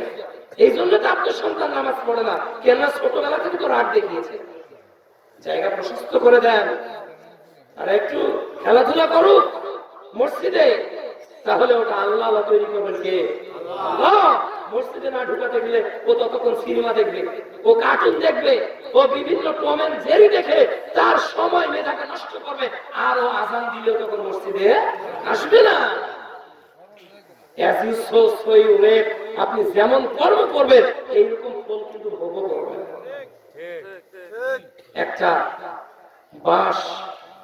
বাঁশের একটা মানে শাখাকে আপনার কি বলেন এলাকায়?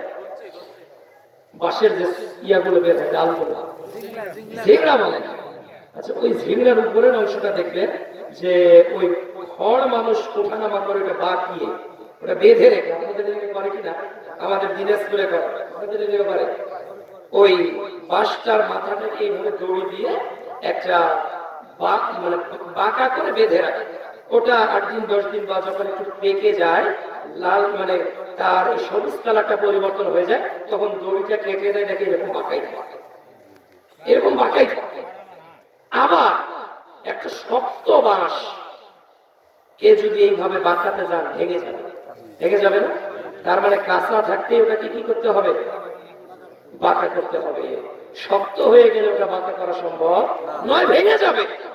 এই ছোট্ট বাচ্চারা, তরুণরা যখন তরুণ থাকে তাদেরকে বাঁকা করেন ইসলামের জন্য, কোরআন হাদিসের জন্য জ্ঞান শিক্ষা করেন। এই ছেলেটার মধ্যে একবার যদি ইসলাম ঢুকে যায়, ডাক্তার হোক, ইঞ্জিনিয়ার হোক, প্রফেসর হোক, সে যত বড়ই ডিগ্রিধারী হোক, এর দ্বারা সমাজ উপকৃত হবে, এর দ্বারা অফিসের ফাঁকি হবে না, এর দ্বারা রাষ্ট্রের কোনো দুর্নীতি হবে না, এর দ্বারা দেশের সম্পদের কোনো ক্ষতি হবে না। সে শুরুতে যদি আল্লাহ হয়, ইসলাম আল্লাহ হয়, দিন শিক্ষার পরিবেশে থাকে, এ দেশের যত বড়ই দায়িত্বশীল হোক না কেন, ভবিষ্যতে এই লোকটার দ্বারাই গোটা দেশ, গোটা সমাজের মানুষ উপকার পাবে। এই জন্য শুরু থেকে গঠন করেন, এর মাধ্যম হলো নামাজ, সালাতের মাধ্যমে গঠন করেন। সালাত মানুষকে পরিবর্তন করে। 2 নম্বর কাজ হলো নামাজের, সালাত মানুষকে বাধা দেয় অন্যায় কাজে। আল্লাহ তাআলা বলেন সূরা আনকাবুত অধ্যায় নম্বর 29 আয়াত 45, আল্লাহ বলেন ইন্নাস সালাতা তানহা আনিল ফাহশাই ওয়াল মুনকার। নিশ্চয় নামাজ মানুষকে যাবতীয় ফাহিশা এবং অশ্লীল কাজে বাধা দেয়। তাহলে নামাজের ক্ষমতা আছে নাকি নাই? যে কোনো পাপ কাজে বাধা দিবে, অন্যায় কাজে বাধা দিবে। একটা মানুষ যখন নামাজ পড়ে তার অন্তরে ভয়ের সৃষ্টি হয় যে আমি নামাজি, আমার দ্বারা চুরি করা সম্ভব নয়, আমি নামাজি, আমার দ্বারা মিথ্যা কথা বলা সম্ভব নয়, আমি নামাজি, আমার দ্বারা ওজনে কম দেওয়া সম্ভব নয়, আমি নামাজি, আমার দ্বারা সমাজের কোনো ক্ষতিকারক জিনিস হোক এটা সম্ভব নয়। একজন মুসল্লি, একজন নামাজি দ্বারাই কখনো সমাজের কোনো ক্ষতি হতে পারে না। কিন্তু আমরা দেখি যে জুতা দেখি মসজিদেই বেশি চুরি না, তাহলে মসজিদে ঢোকে কে?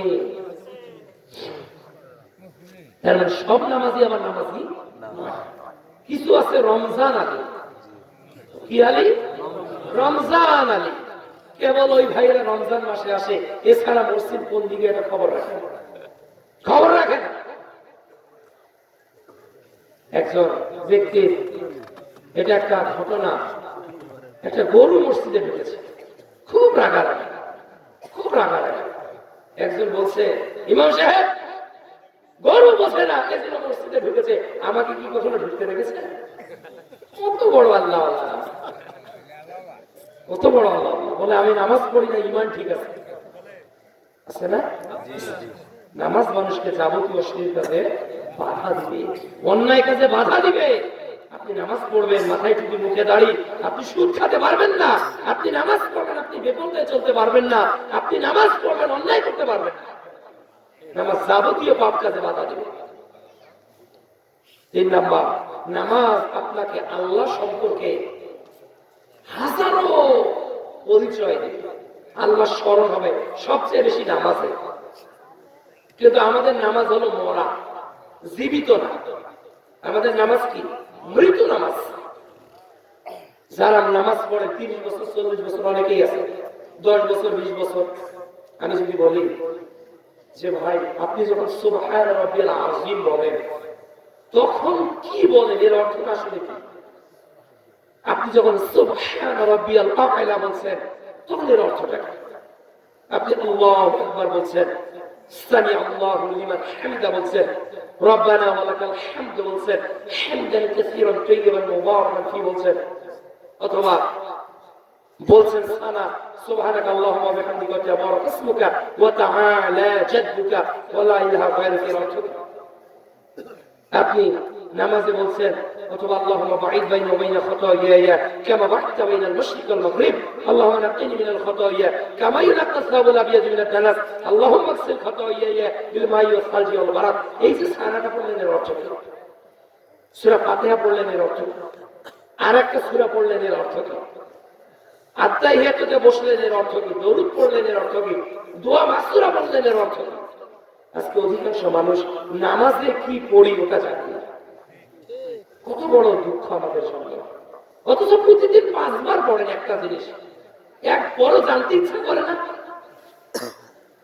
আপনার বন্ধু সৌদিতে থাকে, আপনাদের এলাকাতে প্রবাসী বেশি, সৌদিতে প্রবাসী বেশি না, সৌদিতে থাকে, বিভিন্ন দেশে থাকে। তো কোন এক বন্ধু আপনাকে প্রতি মাসে 1 লক্ষ টাকা করে দেয়, প্রতি মাসে। আপনার এক বন্ধু প্রতি ঈদে আপনার জন্য পোশাক পাঠায়, ছেলে মেয়ের জন্য খাবার পাঠায়। এই বন্ধু হঠাৎ করে আরবিতে একটা চিঠি লিখে দিয়েছে আপনাকে, বোঝেনি যে আপনি আরবি বোঝেন না, চিঠি লিখে পাঠিয়ে দিয়েছে। বলেন, যে বন্ধু প্রতি মাসে 1 লক্ষ টাকা দেয়, 2 ঈদে পোশাক খাবার দেয়, এই বন্ধু যদি আরবিতে একটা চিঠি পাঠায়, ওটা কি মুড়ে ডাস্টবিনে ফেলে দিবেন না কিছু করবেন? কি করবেন? আপনি তো অর্থ জানেন না, তখন কি করবেন? জি, যে বোঝে তার কাছে নিয়ে যাবে। আল্লাহ সুবহানাহু ওয়া তাআলা অক্সিজেন আমাদেরকে দেয় না অন্য কেউ? অক্সিজেন দেয় যিনি, তিনি কে? আল্লাহ। যিনি রিজিকের ফয়সালা করেন তিনি কে? আমি বেঁচে আছি, আমার আয়ুষ্কালে এই সময়টুকু কার দেওয়া? এই সব কিছু যে আল্লাহ দিলেন, ওই আল্লাহ কি বলছে কোরআনে?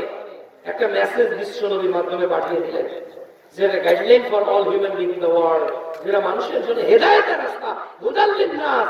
ওটা কি হেদায়েত, কি ওর থেকে উপকার পাবো, ওটা যদি না বুঝি তো উপকার পাবো? উপকার পাবো না। এই জন্য নামাজটাকে জীবিত করেন। আলেম ভাইদেরকে বলবো, প্রতিদিন একটা একটা করে জিনিস শেখা। রুকুতে কি কি বলতে হয় এবং কোনটার অর্থ কি, রুকু থেকে উঠে কি বলতে হয় এবং ওটার অর্থ কি। এইভাবে যদি মুসলমান নামাজটাকে একটু বোঝার চেষ্টা করত, জানার চেষ্টা করত, তাহলে অনেকের উপকার হতো কি হতো না? অনেক উপকার হতো।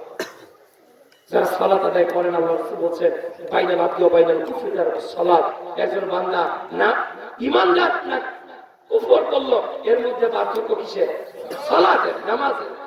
মান তারাকা সালাতা মুতাআম্মিদান ফাকাদ কাফারা, যে সালাত ছেড়ে দিল সে কুফরি করলো। মান তারাকা সালাতা ফাকাদ আশরাকা, যে নামাজ ছেড়ে দিল সে শিরক করলো। কোন মুসলমান নামাজ ছাড়া থাকতে পারে না। কোন মুসলমানের রাত ঈশার নামাজ ছাড়া ঘুমাতে যেতে পারে না। কোন মুসলমানের দিন ফজরের নামাজ ছাড়া শুরু হতে পারে না। ঘুমিয়ে কাজা করেছি ফজর, তখনও জাগিনি যখনও জোহর, খেলায় খেলায় কেটেছে আসর, মাগরিবের ওই শুনিয়া যান, এখনো জামাতে হওরে স্বামী, এসাতে আছে এখনো স্থান। এ ভাইরা, এখনো সময় আছে, মৃত্যুর ঘন্টা বাজার আগে। না জানি আমার দাফনের কাপড়টা আমার দিনাজপুরের বাজারে চলে এসেছে, ওটা ঢাকার ফ্যাক্টরিতে হয়তো তৈরি হয়েছে, হতে পারে না? আপনাকে যে সাবানটা দিয়ে গোসল করানো হবে, ওটা হয়তোবা আপনাদের এই রূপসী দক্ষিণ বিল পাড়াতে চলে এসেছে সাবান। আপনাকে যে বাঁশটা দিয়ে আপনার কবরটার উপরে সামানা দেওয়া হবে, ওই বাঁশটা হয়তো বড় হয়ে গিয়েছে। আপনাকে যে বড়ই পাতা গরম পানিতে ফেলে দিবে, ওই বড়ই পাতার পাতাটা হয়তো গজিয়ে উঠেছে।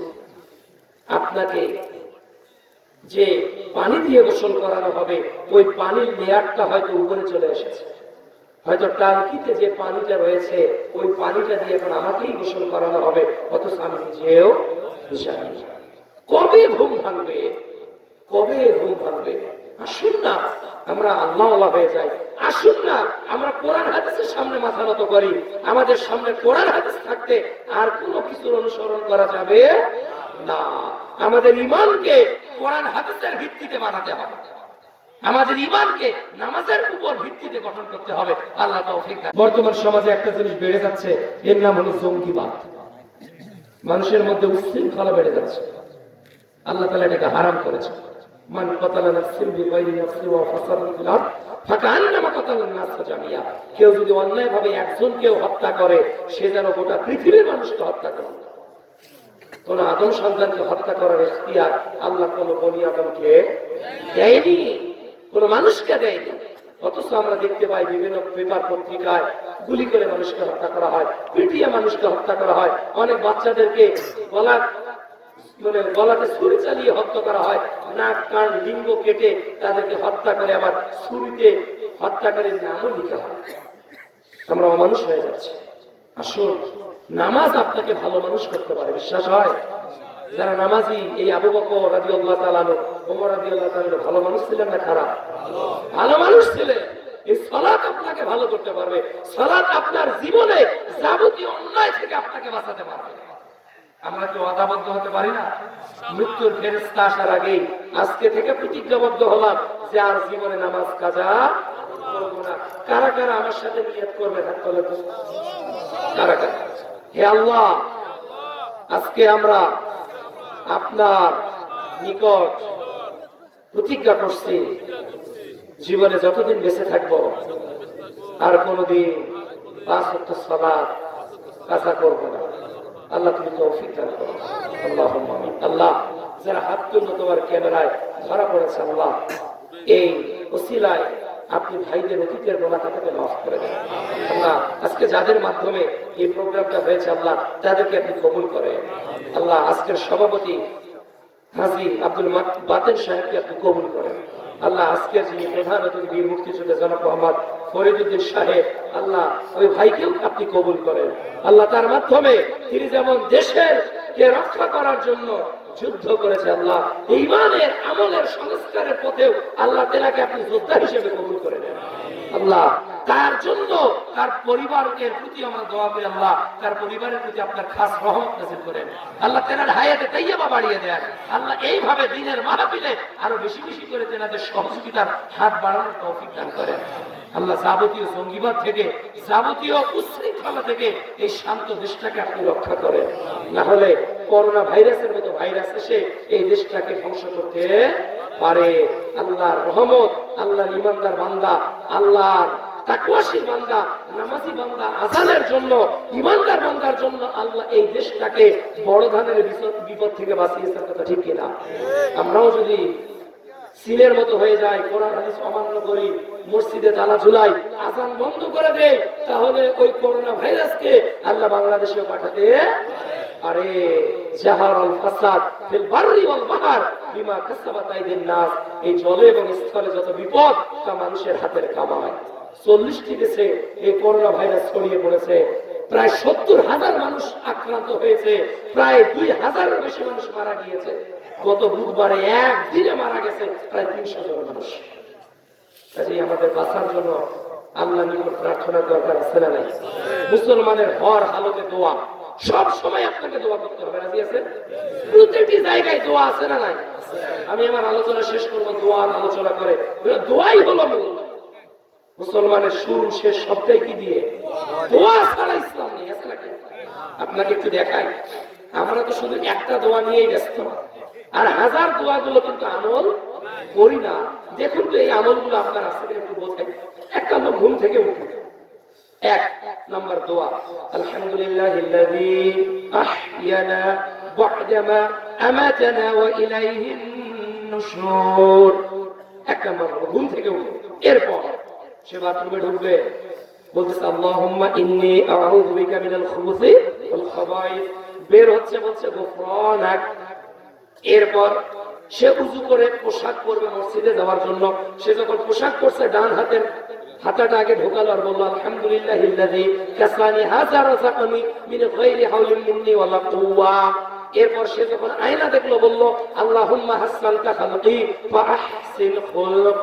এরপর সে যখন মসজিদ বাড়ি থেকে বাইরে যাচ্ছে, তখন সে বলছে বিসমিল্লাহি তাওয়াক্কালতু আলাল্লাহ লা হাওলা ওয়ালা কুওয়াতা ইল্লা বিল্লাহ।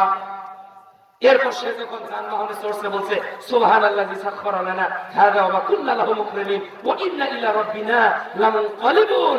এরপর সে যখন খেতে বসেছে বলছে আল্লাহুম্মা বারিক লানা ফিহি আতিনা খায়রাম মিনহু, বিসমিল্লাহ বলে শুরু করেছে, ভুলে গেছে বলছে বিসমিল্লাহি আউয়ালাহু ওয়া আখিরা।